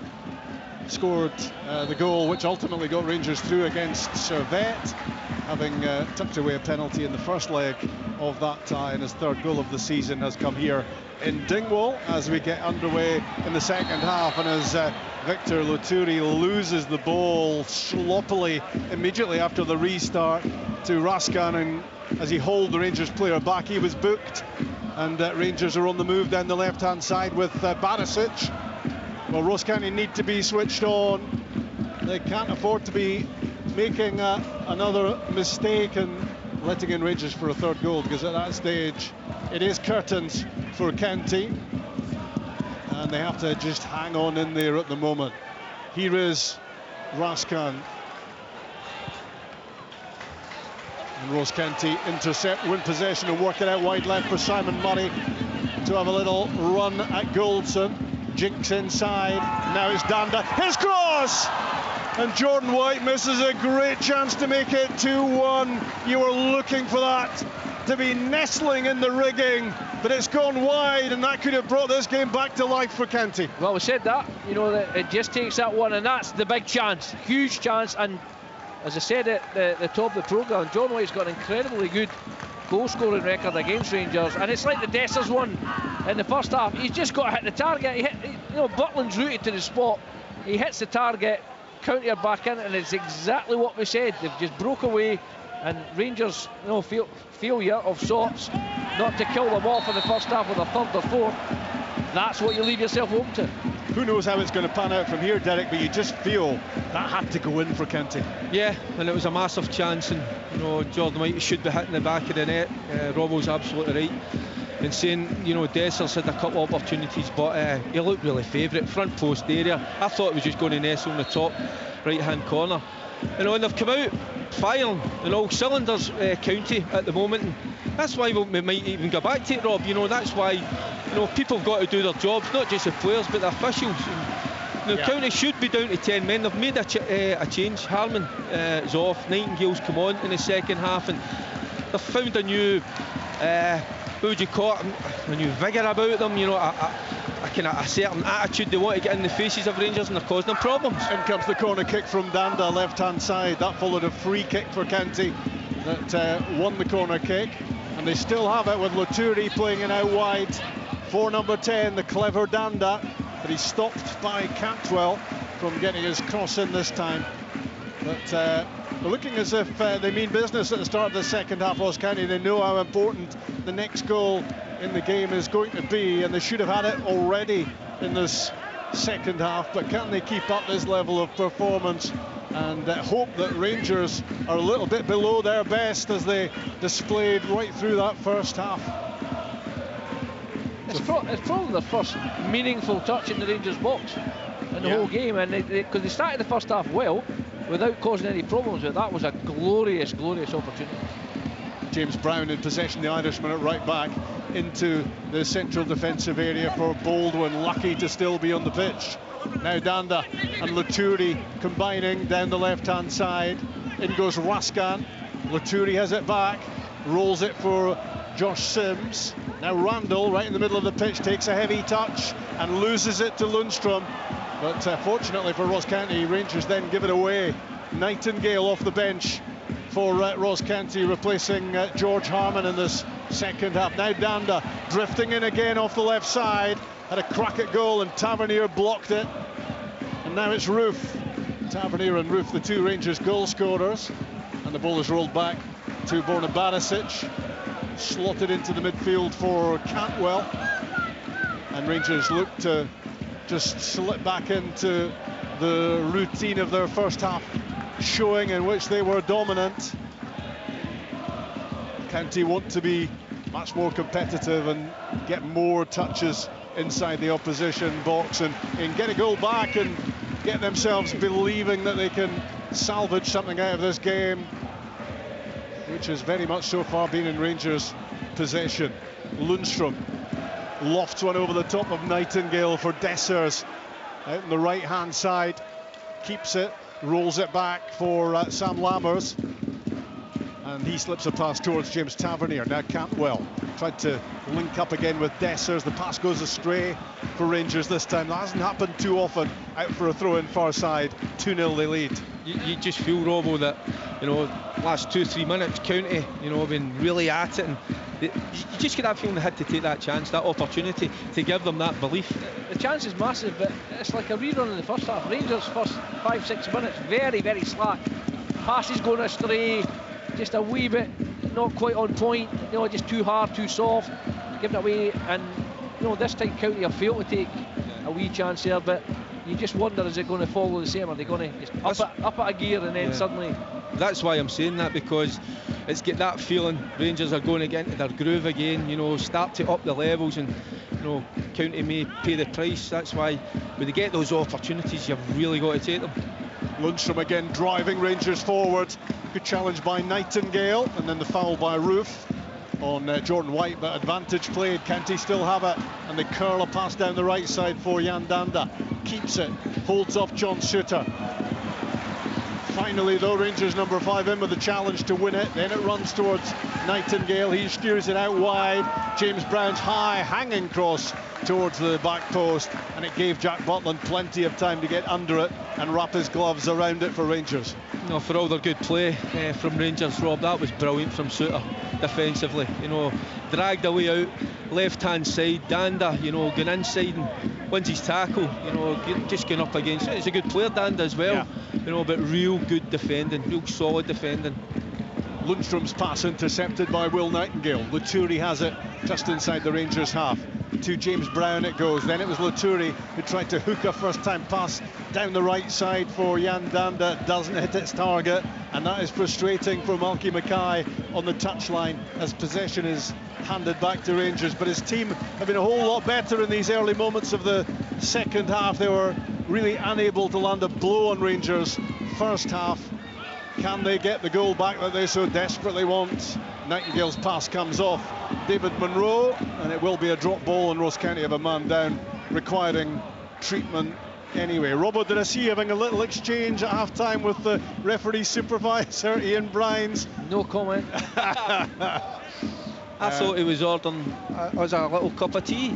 You know, yeah, well, he was making some sort of gesture, I wasn't sure. Yeah. I thought it might have been to do with David Munro's first There's only half two cup of performance. teas right enough that were going to be coming my way. Yeah. With the looks here. Well, I mean, he surely got to be marked down for that first half showing David Munro when he failed to show Jack Baldwin a second yellow card. It's great news for Ross County, but it was just inconsistent refereeing. Allegedly. I've never heard you so quiet, Robbo. Well, it was a private conversation. I thought the power had gone then again for a minute. It was a private conversation. I can't possibly say. Can't possibly say what was mentioned there, but let's just say we had a disagreement. That'll do. Jack Baldwin had an embarrassing moment there as he took the throw, and he got it away at the second attempt. The first attempt at the throw, and the ball slipped through his hands and behind him.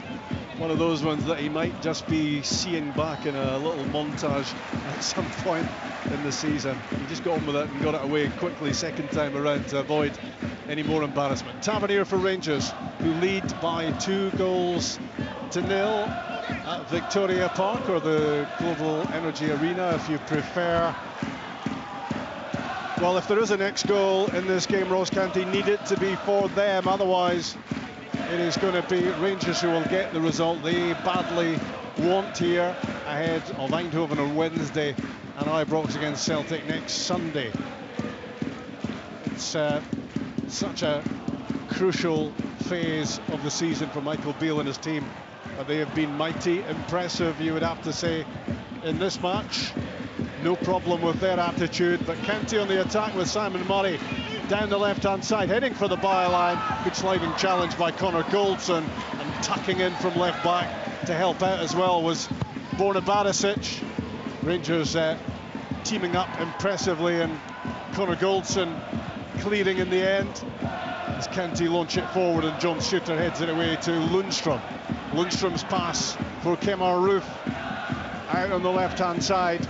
Socks rolled down, having scored the opening goal. Back for Cantwell, shot from 25 yards, blocked by Conor Randall. County have it with Sims.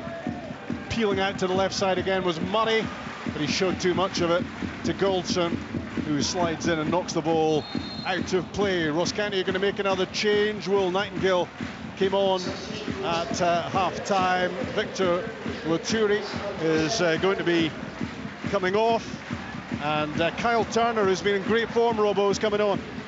Yeah, he came on against St Johnstone after Danda was injured and scored a wonderful goal, played very, very well, and he followed up with another goal last week, so it's certainly an attacking move from Malky, and he can sense they've got something at the moment. As I said, it's 2-0, they've had a glorious chance to score, and he'll sense right now that this is a window of opportunity for County to nick that goal that would certainly, make Rangers really have to work to take all the 3 points.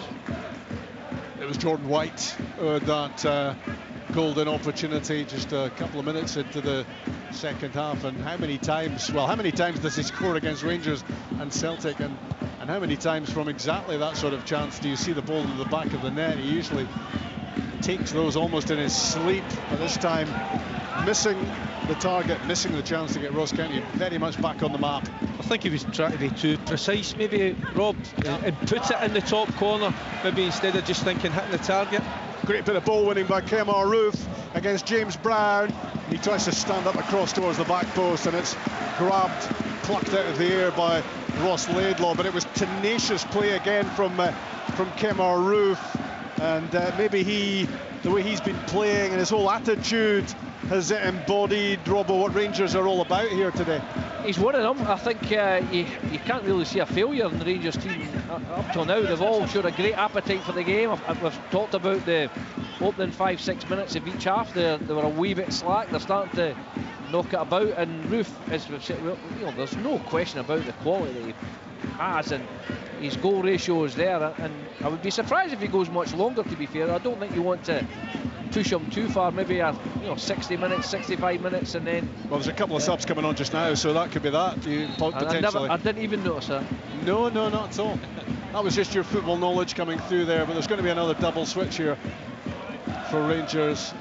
It's been a mixed bag so far this season, you could say, Rob, from Rangers. Yes. But today, knowing that it's a massive week coming, it's if the players have just found that, or realised that, and they've started to get into their groove, find their feet a little bit, because there's just a nice balance about them this afternoon. It's also because of what happened in Kilmarnock, though. I mean, they just can't afford to slip up in the league again, can they? Yeah, and they're playing with a purpose, a desire. They've defended pretty well, apart from that White opportunity, tenacious, and that quality they've got in the middle of the park, and they've been quick and incisive, in that final third, and they've been a good watch today. But as I say, that 2-goal lead, they've got to be careful. Murray's pass releases Sims down the left-hand side. He tries to pick out Jordan White in the 6-yard box, but John Suter was perfectly placed at the near post to cut out the danger for Rangers. It's brilliant defending from Suter. He's with White, but then he realises the ball's going to be cut back across that 6-yard box, leaves White, gets across there and just clears his lines. Rabi Matondo is going to be coming off the bench for Rangers, and we know what happened the last time he came off the bench for Rangers. He scored that cracking goal. I think Michael Beale actually knows, Rob, that they're not quite at it.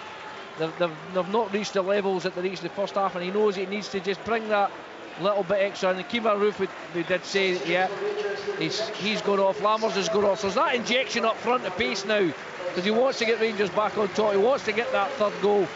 I say, because County have just started to sneak into it. They've had a couple of opportunities. Fergie saying there, John Stewart's had to be lively on a couple of occasions just to make sure that nothing comes of it. I think it makes sense, certainly with Roof, take Roof off. What is that? Has he played 60 minutes? Round about that, I'm not too sure. What is that? He's played, Rob? Around about the hour mark, yeah. Yeah, so, and obviously with his history, of picking up injuries, he's had a great game. His goal, magnificent technique, but his all-round display has been top-notch. Danda for Ross County, floats one in looking for the head of Jordan White, but it was too close to the Rangers goalkeeper, and Butland again makes that look pretty easy in terms of handling. He's been a solid performer for Rangers so far, and it really does help the defenders in front of him when you can guarantee what your goalkeeper's going to do. So on come Matondo and Sima as Rangers make those changes. And the scoreline is as it was halfway through. Ross County 0, Rangers 2. BBC Radio Scotland just completing his circuit of the ground, and back to the Rangers dugout comes Kemar Roof, exchanges a handshake with Michael Beale, and both parties will be delighted at his contribution here, and he just wants to protect one of Rangers' assets. Back on the bench he goes. Sima to the byline, rolls one in low at the near post, and plenty of bodies being thrown in front of it as it headed back out wide, and James Tavernier swung in a cross ball, but the ball had gone behind. It's going to be a goal kick. And he's got to do better. Rangers too. Yeah, he gets into a great position. Sima, down that right-hand channel into the box, and I don't know why does it. You've got Cantwell, you've got Dessers pulling off. It's got to be a cutback, but Alexi go hard and low across that 6-yard box, and they end up as defended pretty well with County, but he's got to cut that back. We're hearing that that first half incident involved Harman of Ross County and not Baldwin, so we may have to get a letter of apology after David Monroe, the referee, but Harman was the Ross County defender involved, so there was no second yellow required for Jack Baldwin. Clearing up that confusing situation as Sima weaves his way in off the right-hand side and then gets his pass all wrong, intended for Raskan, intercepted by Danda. But young Danda's now coughed it up to Barisic, and it's Rabi Matondo on the attack. Outside him is Barisic, back goes Turner, and the ball goes off the county substituting behind for a corner kick.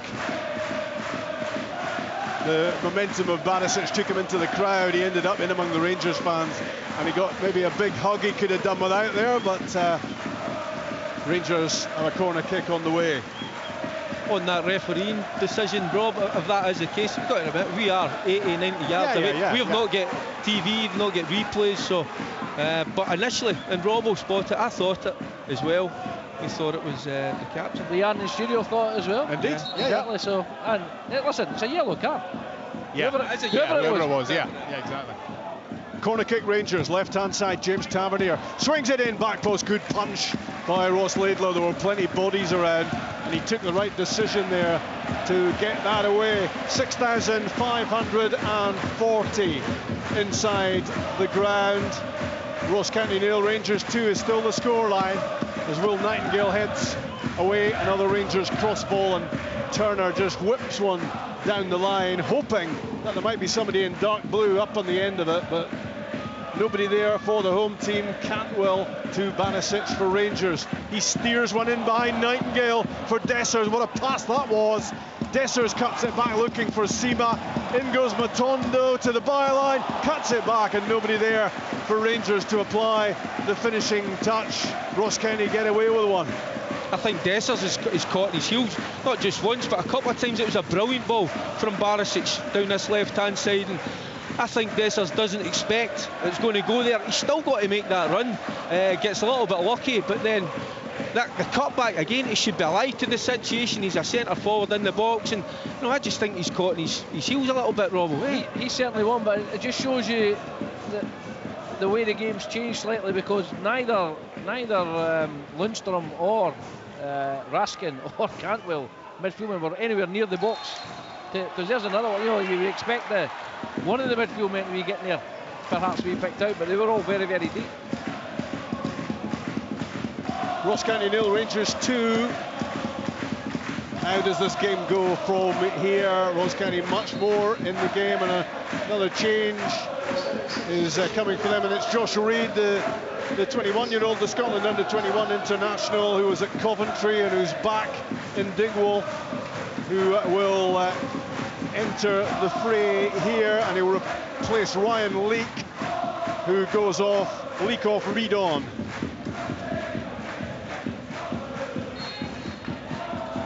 And he will operate in that area on the left side of the Ross County defence, left wing back for him, with or left back if it's a 4. Lundstrom in possession in the centre circle. Back it goes to Suter, out wide with Barisic. Borna Barisic slides a pass towards Rabi Matondo. Off and running inside, gets away from Brown, tries the shot, great effort as well, and it's touched over the top by Ross Laidlaw. Brilliant from Matondo. Yeah, that's what you want, and that's why I think, fair play to Michael Beale. He's seen that Roof is starting to struggle fitness-wise, maybe not sharp. Matondo's come on, he's lifted it already with a couple of great bursts. Tremendous strike, great save. A save you would expect Laidlaw to be making, but it was moving at a fair old pace from Matondo. Corner kick, Rangers. James Tavernier swings it in. It's another header for Cyril Dessers. He's coming out this time, coming away from goal, getting his head on it, but he couldn't keep it down. It flies over the top.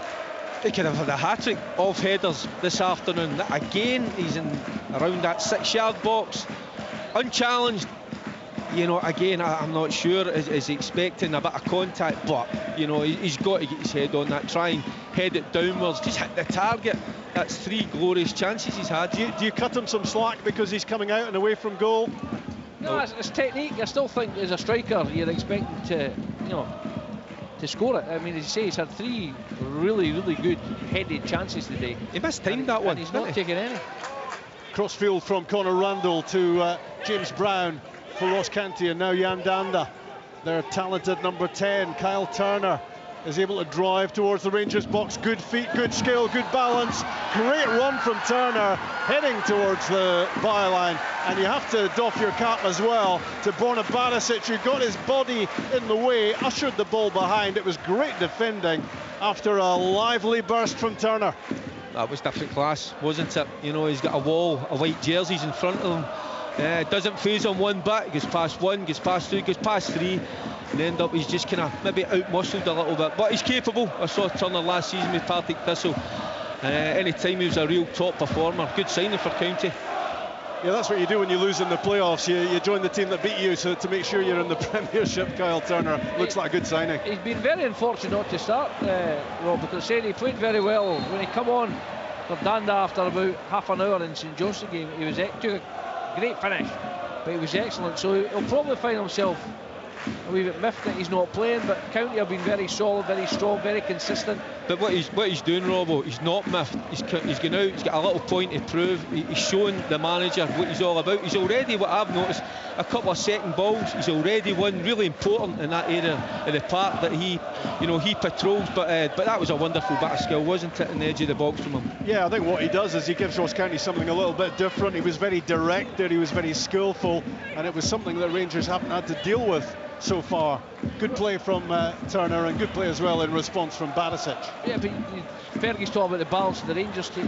What County have changed the second half is they've got an attacking midfield player in there with a defensive midfield player, because they know they need to get a goal. Yeah. And he's brought that to the game. On the overlap, Barisic, great ball in! It's another header for Rangers in the middle. It was Abdallah Sima this time who got his head to it and powered it down. Scrambled away by Laidlaw. It's gone behind for the corner. Yeah, it's brilliant. You know, Matondo just feeding the ball into Barisic on the overlap. Wonderful ball in. Sima, powerful header down.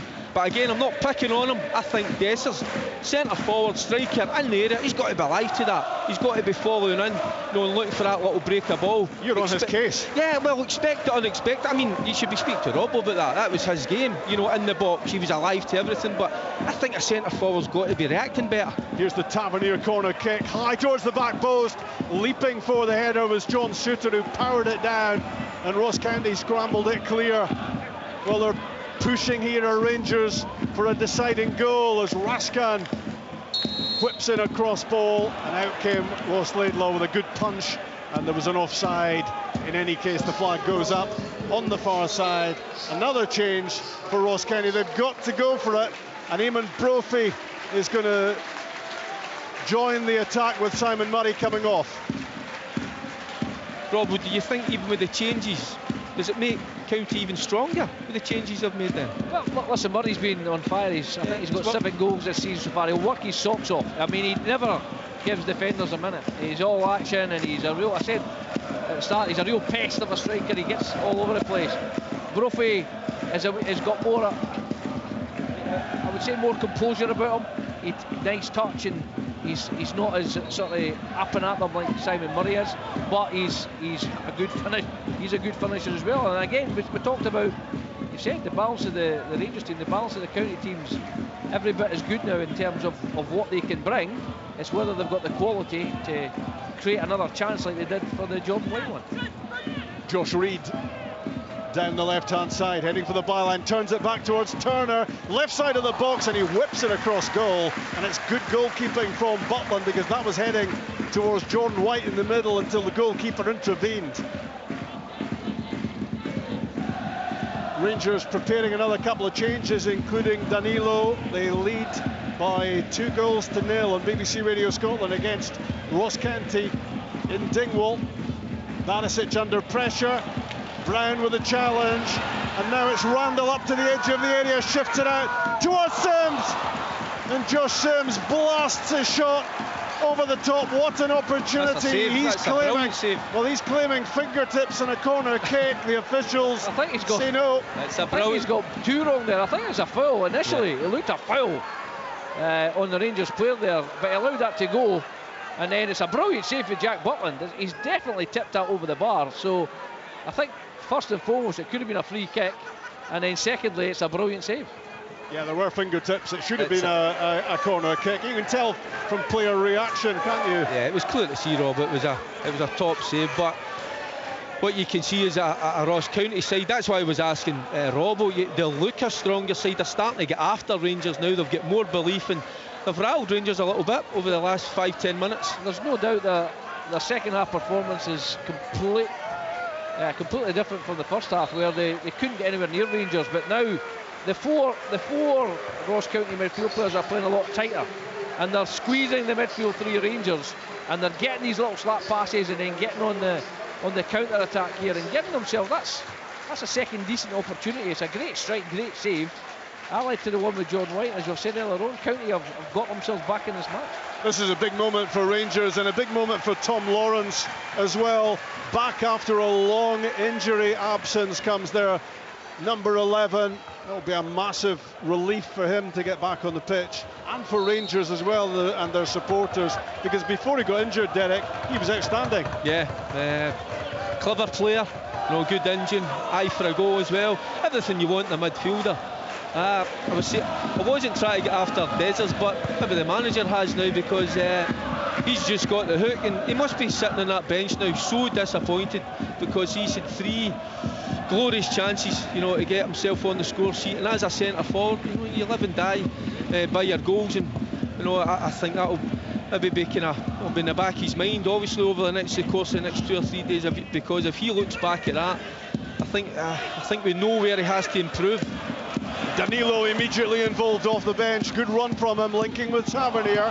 His cross blocked by Conor Randall. There were strangled shouts about a penalty, not much chance of that. But the ball is slipped forward by Jordan White to Eamon Brophy. Brophy against Shooter. Left side of the box, good feet from Eamon Brophy. Rolls it inside, cleared by Goldson, but it's straight back to Brophy. He's on the byline, he lifts it in, 2 in the middle, but it was a lofted cross that was very comfortable in the end for Jack Butland. This is not the game that Michael Beale wants now. It's end to end, it's opened up, and County are it's the old boxer's chance. They're giving themselves every opportunity.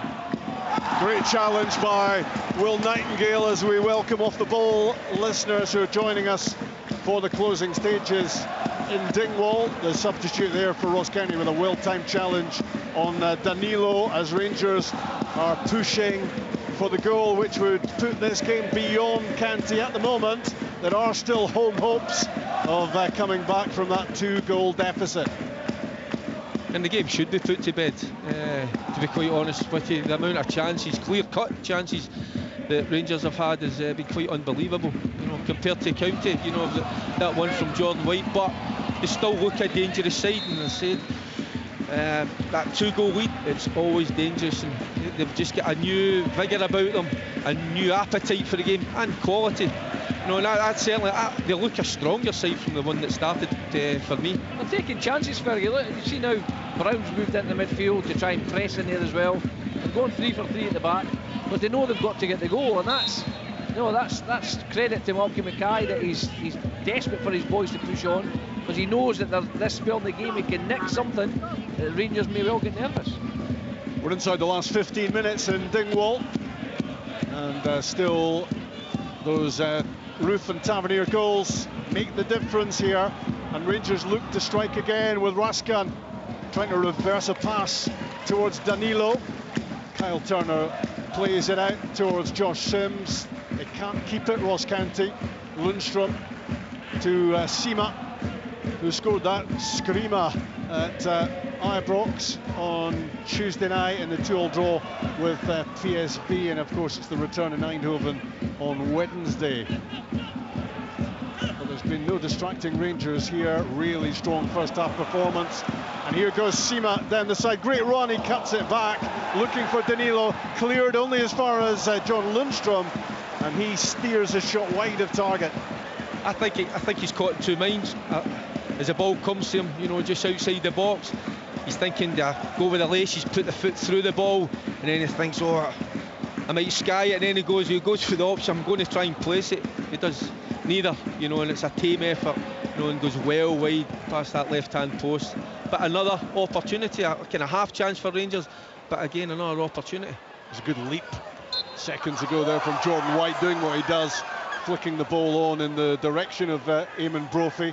It was defended by Rangers, and they do have a free kick 25 yards from goal. Goldson angles it out towards Rabi Matondo, headed away by Will Nightingale, helped on by Randall. A White for Ross County, and a lovely driven pass for Eamon Brophy, who hammers in across from the right hand side all the way along the grass. Rangers get it clear. Back it comes from Nightingale, bouncing towards the dependable Butland. There's no doubt now, Rob. County have changed their formation. They've gone 3-5-2. They're pressing everything now. The wing backs are Brown and Sims. They're going 3 for 3 with Clark. So Rangers, it's 3v3 up front. Fair play to Malky Mackay. He's not sitting back and hoping. He's trying to press the game here. He's trying to put extra bodies in, and he's going man for man at the back. The ball's out on the far side, close to halfway.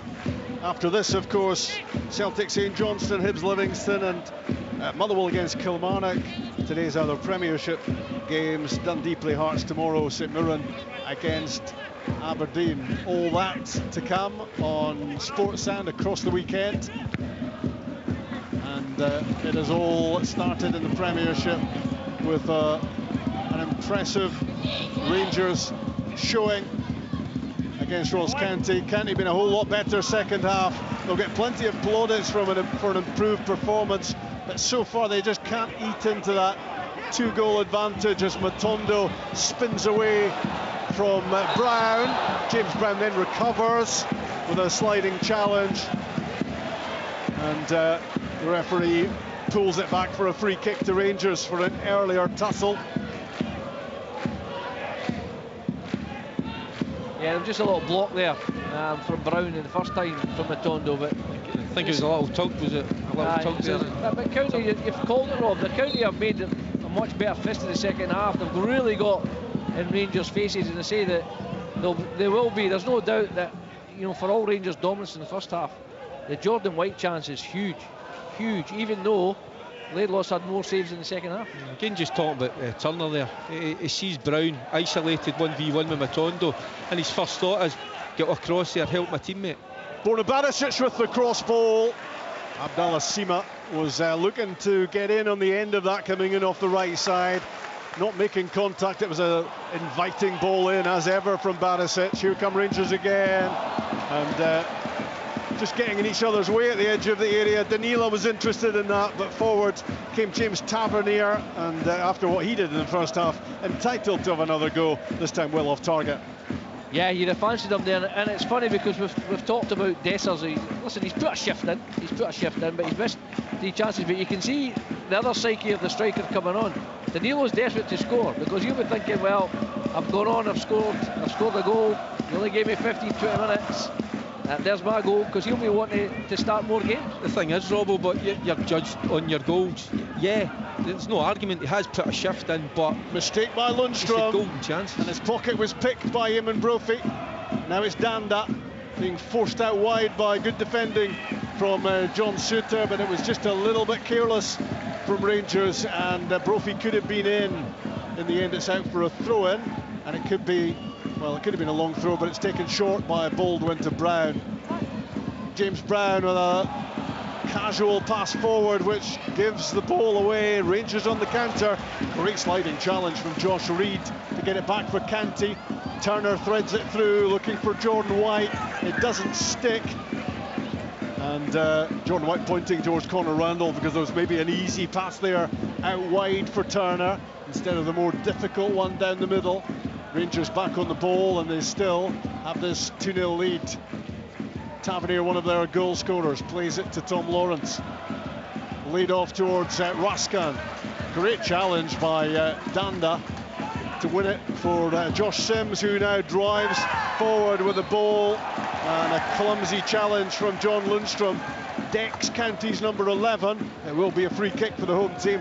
They need a goal, and they need it quickly. This free kick is about 15 yards in from the touchline, left-hand side. And they certainly have plenty of ammunition to throw at this. Baldwin and Nightingale alongside Jordan White, Eamon Brophy at the edge of the area. Randall is in there as well. Here's Danda with the free kick. Well, he popped it into a very good area in front of the goalkeeper. Nobody in dark blue able to get there. Bounces into the goalkeeper's gloves. Too much distance to make up, you know. Rangers try to hold the line on that 18-yard box. Yeah, it was a decent ball in, Rob. Plenty of pace on it, you know, curl towards goal, but I just think the distance for the players was just a little bit too much to cover. Rangers looking to navigate their way through the closing stages, and with that in mind, Ryan Jack is about to come on as a sub. Wonder if Lundstrom might go off. He's made a couple of mistakes in the last few minutes, and it would just be a straight swap in that area where that to be the change. Goldson crossing halfway, clips one in for Sima, leaves it to Danilo, and he tries to curl one in, right-footed. Down goes Laidlaw to his left to make the save. Here come Rangers again. Back it goes to Lawrence. His shot blocked by Nightingale, and he plays it out to Sims, but it's won back very quickly by Matondo, who steers it left side for Barisic. It's a great cross ball in, and it's an important header from Josh Reed to flick that out of harm's way. Yeah, Rangers have upped it again, and Danilo, as the front three are looking a lot sharper, but as I said, County have made a real game of it second half. It's been pretty even in terms of the intensity and getting into the box, but Rangers have asked more questions of Laidlaw. They say Butland has had that one terrific save that he got absolutely no credit for, whereas Laidlaw still had to make saves. Yeah, it was great play from Danilo. As soon as the ball's popped into Sima just outside the box, he's on his bike, Danilo right across him. Lovely touch, strike it goal. Nikola Raskan has gone off to be replaced by Ryan Jack. Just about keeping things neat and tidy in that central midfield area, you would imagine, for the Scottish international midfielder. Just ensuring that Ross County don't do what they want to do, which is get a goal back here and give themselves some late hope of salvaging something out of the game. As it is, Rangers on course for a vital victory. Lundstrom slips a pass through, and it's Ravi Matondo, and his shot slips wide of target. He just tried to open his body and curl that in at the far post. It slips just wide. Look, you can't blame him for what he scored, but it's a simple one. Roll it across the goals. He's got two men in the middle. Would you have crossed that? Yes. Absolutely not. I would have rolled it across the six. You kidding me on? I'd have been the one in the middle waiting on it. John Roberts' nose grew considerably there as he suggested passing the ball inside the box. I've played with Robbo for 3 years. There's no way Robbo was passing that. No, I know that.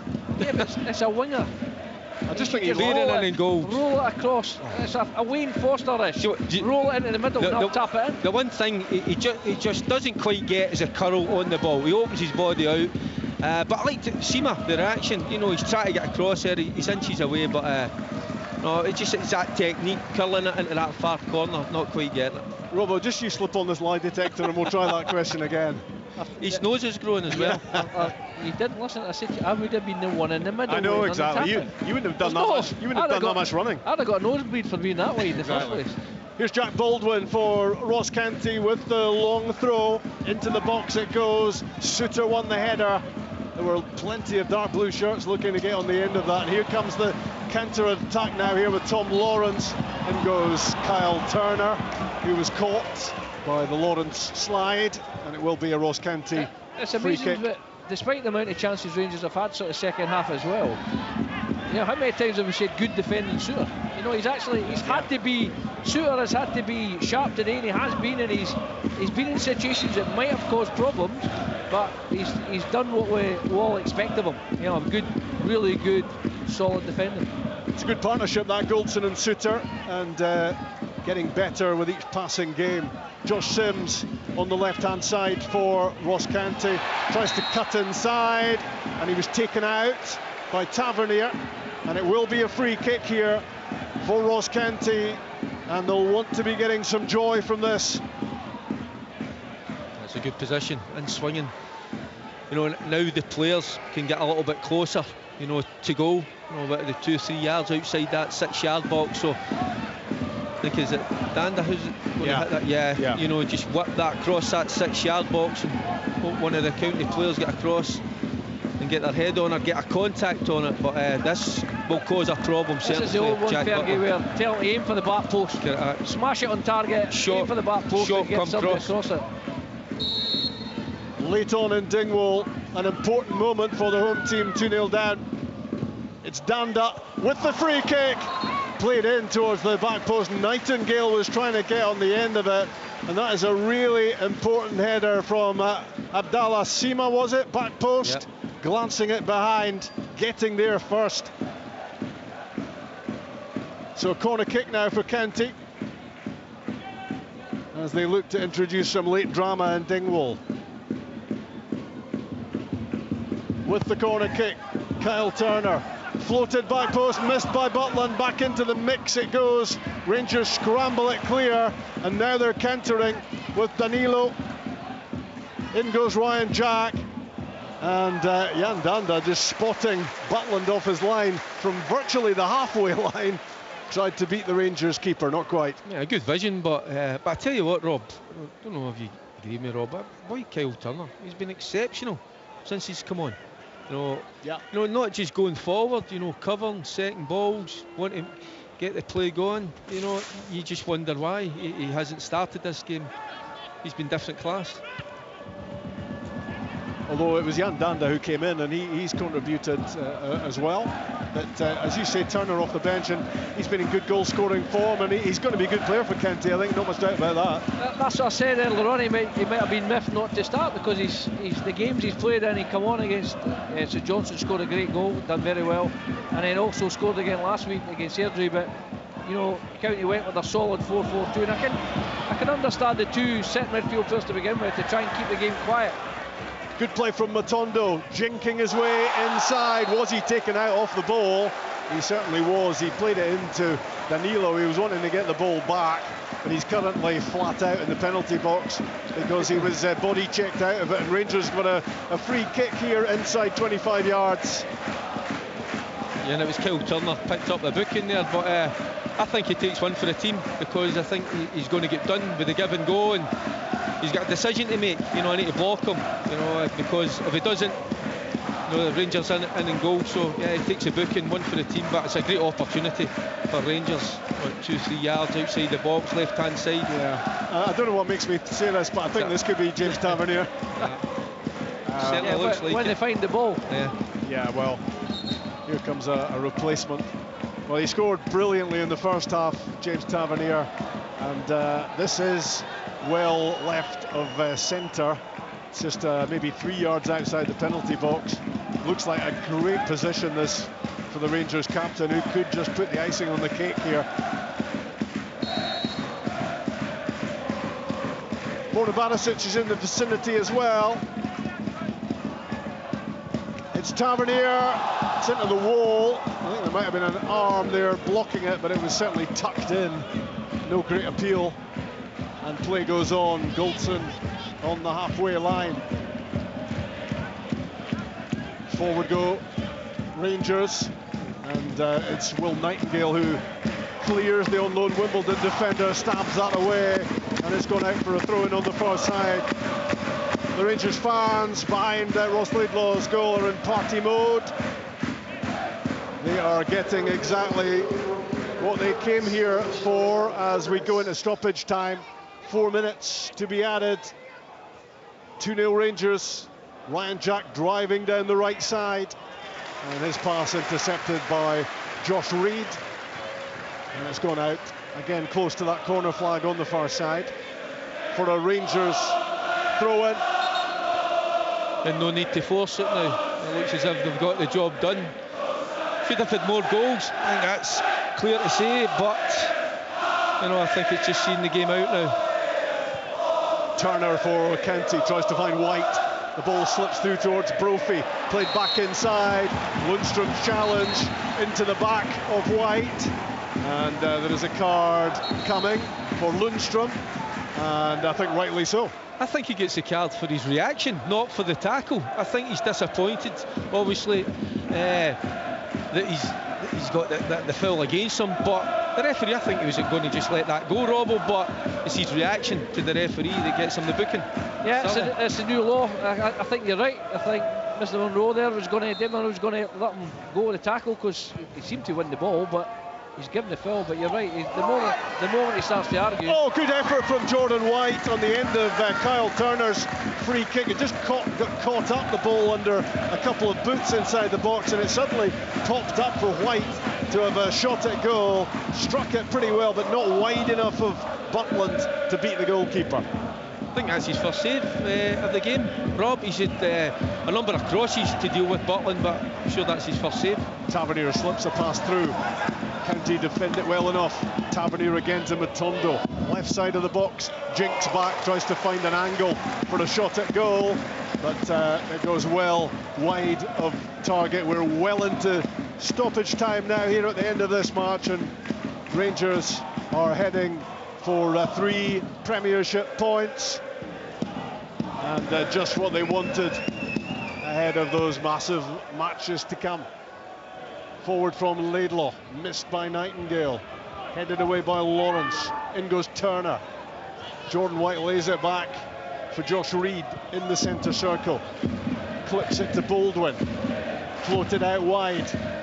Kept in by Sims.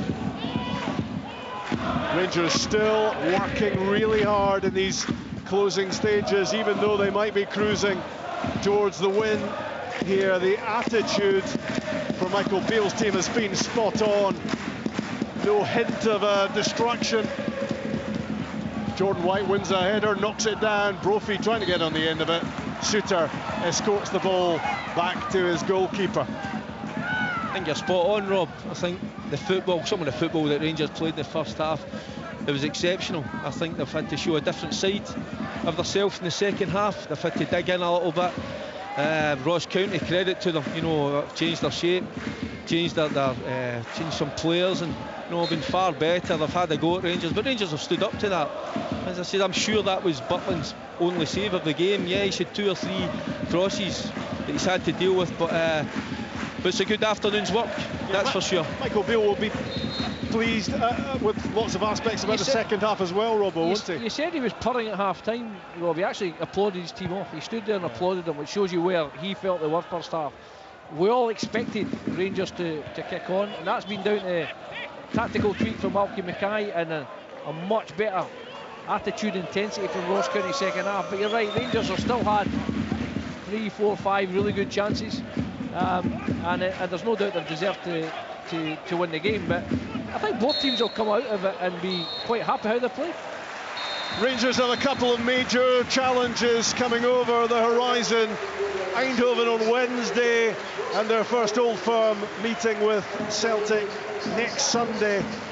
But they have been spot on in Dingwall in terms of how they had to start that week of crucial football matches, and they have got the performance and the result they were after. It finishes 2-0. It could have been a whole lot bigger a winning margin had they snapped up all their opportunities. There was a hat-trick of headers for Cyril Dessers. For one thing, none of them found the back of the net, but Rangers did go in front midway through the first half when the Borna Barisic's corner kick found Kemar Roof starting for the first time in 16 months and getting back into the old routine with a well-controlled hook shot at the back post to open the scoring. And 3 minutes later, it was 2-0 Rangers. Tavernier waltzed forward, Ross County stood off him, and that's never a great idea, and the Rangers captain did what he does, not with a blistering strike this time, but a beautifully placed side foot effort which he planted in the top corner for his 104th Rangers goal, his 3rd in 6 games this season. Other chances, plenty of them for Rangers to add to that 2-0 advantage. Ross County were a whole lot more competitive in the second half. There were much more in the game. Jordan White missed a great chance immediately after the interval, and they just couldn't really do enough inside the Rangers penalty box, and a lot of credit for that would have to go down to some good defending, particularly from Goldson and Suter. Rangers not flattered by the winning margin in the end. Michael Beale heads down the tunnel, and he'll be very satisfied with what he's got from his players, who need to step it up, of course, going into the next couple of matches. But this was an encouraging watch for the Rangers fans who travelled to Dingwall. The early kick-off in the Premiership finishes Ross County 0, Rangers 2. The Scottish Premiership. From BBC Radio Scotland. Yes, a convincing win for Rangers there in Dingwall, beating Ross County by 2-0. Roof with the opener on 22 minutes. Tavernier with a lovely finish on 26 points. So Rangers 6 points from their 3 opening fixtures in the Scottish Premiership. Leanne Crichton is alongside me in the studio. We'll get reaction from both managers, Leanne, but your thoughts on that game? I thought it was a convincing performance from Rangers. Certainly that opening 45 was up there with the best that we've seen domestically from them so far. I thought the second half, the guys mentioned it in commentary, Malky Mackay looked at things, certainly tweaked the Ross County system, changed the personnel, and Ross County certainly gave a better account of themselves in the second half. But convincing from Rangers. They had umpteen other chances that they probably could have and should have converted on another day, but the reality is that there was more positive signs, I think, in an attacking sense. Defensively, Rangers looked very sound. Butland didn't have an awful lot to do. I thought John Souttar was a stalwart. I think he's growing game on game. I think he's getting better. And the reality for John Souttar will be, if he can keep himself fit, he's going to be a huge player for Rangers this season, and probably Wednesday night come that. For you, Derek Ferguson, Rangers' best performance of the season so far? Absolutely, Kenny. You just sense that they know it's a very important week ahead. In that first 45 minutes, the balance in the team looked excellent up top. You know, the movement. Roof was probably one of the biggest surprises. Yes, Souttar at the back, as Leanne says, he was top draw this afternoon, but Roof, for the time that he was on, I thought he was excellent. The goal technique, superb, but his all-round play added a little bit of zip, a little bit of even that little bit of quality, a quickness of passing in the final third, and they had that tenaciousness in the middle of the park, added with obviously the ability that they've got, and they had to do that against this county side, but they showed a different side of them in the second half. You know, they had to stand up to the physical element that county threw at them, and they done that. So first half was excellent, second half a different type of Rangers, but one that I'm sure Michael Beale will be delighted with. Talk to us a wee bit more about Kemar Roof, Derek, because he's had obviously major injury problems. Michael Beale spoke this week. He sees him as a regular starter. Do you see him having that role in the side? Well, if he produces that quality, absolutely, Kenny. You feel for the boy, the amount of injuries that he's had over the course of the last 2 years. Other players of lesser ability, I don't think they would have been at the club. I think they would have been found themselves trying to find another club. But it just shows you how much Michael Beale thinks of Kemar Roof. You know, thinks he's a top quality player. He showed that this afternoon. Great 60 minutes. So if he can build on that, and he could be an important player, you know, because as I say, it's all about at times in the final third, you know, that quality, you know, that step up in pace and technique, and he fits the bill absolutely. So it looks as if he's going to be an important member of the squad. For county fans, John Robertson, you look at the stats, they don't make great reading. 66% possession for Rangers, 24 shots to County's 8, 9 on target to County's 2. But what positives can county fans take? It seems to me that they're at least getting to watch an attractive style of football. Yeah, they've got a team that's going to work really, really hard. Again, Fergie's talking about the balance of the Rangers team. The balance of the county team was good the first half in terms of, you know, the opening sort of 10-15 minutes. Their 4-4-2 that they've stuck with. They were brave.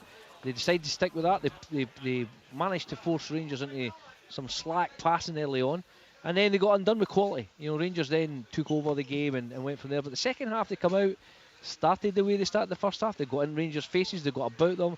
There's an honesty about this team, there's an intensity about this team. They even tweaked it. They were brave the last 15 minutes. They went to a 3-5-2. They went man for man at the back and said, okay, if we can, you know, push onto Rangers and make them kick it long, and we'll deal with them as best we can. And it'll go back, you know, Malky Mackay will go back 2 minutes into the second half. Jordan White, glorious opportunity. He's got to score, John, hasn't he? Yep, if he scores that, and it's all ifs, buts and maybes, if he scores that, and he should have done, he'll be kicking himself with Big Jordan, then it could have been a different game. There's no doubt Rangers deserved to win the match. There's no doubt Rangers had lots more possession.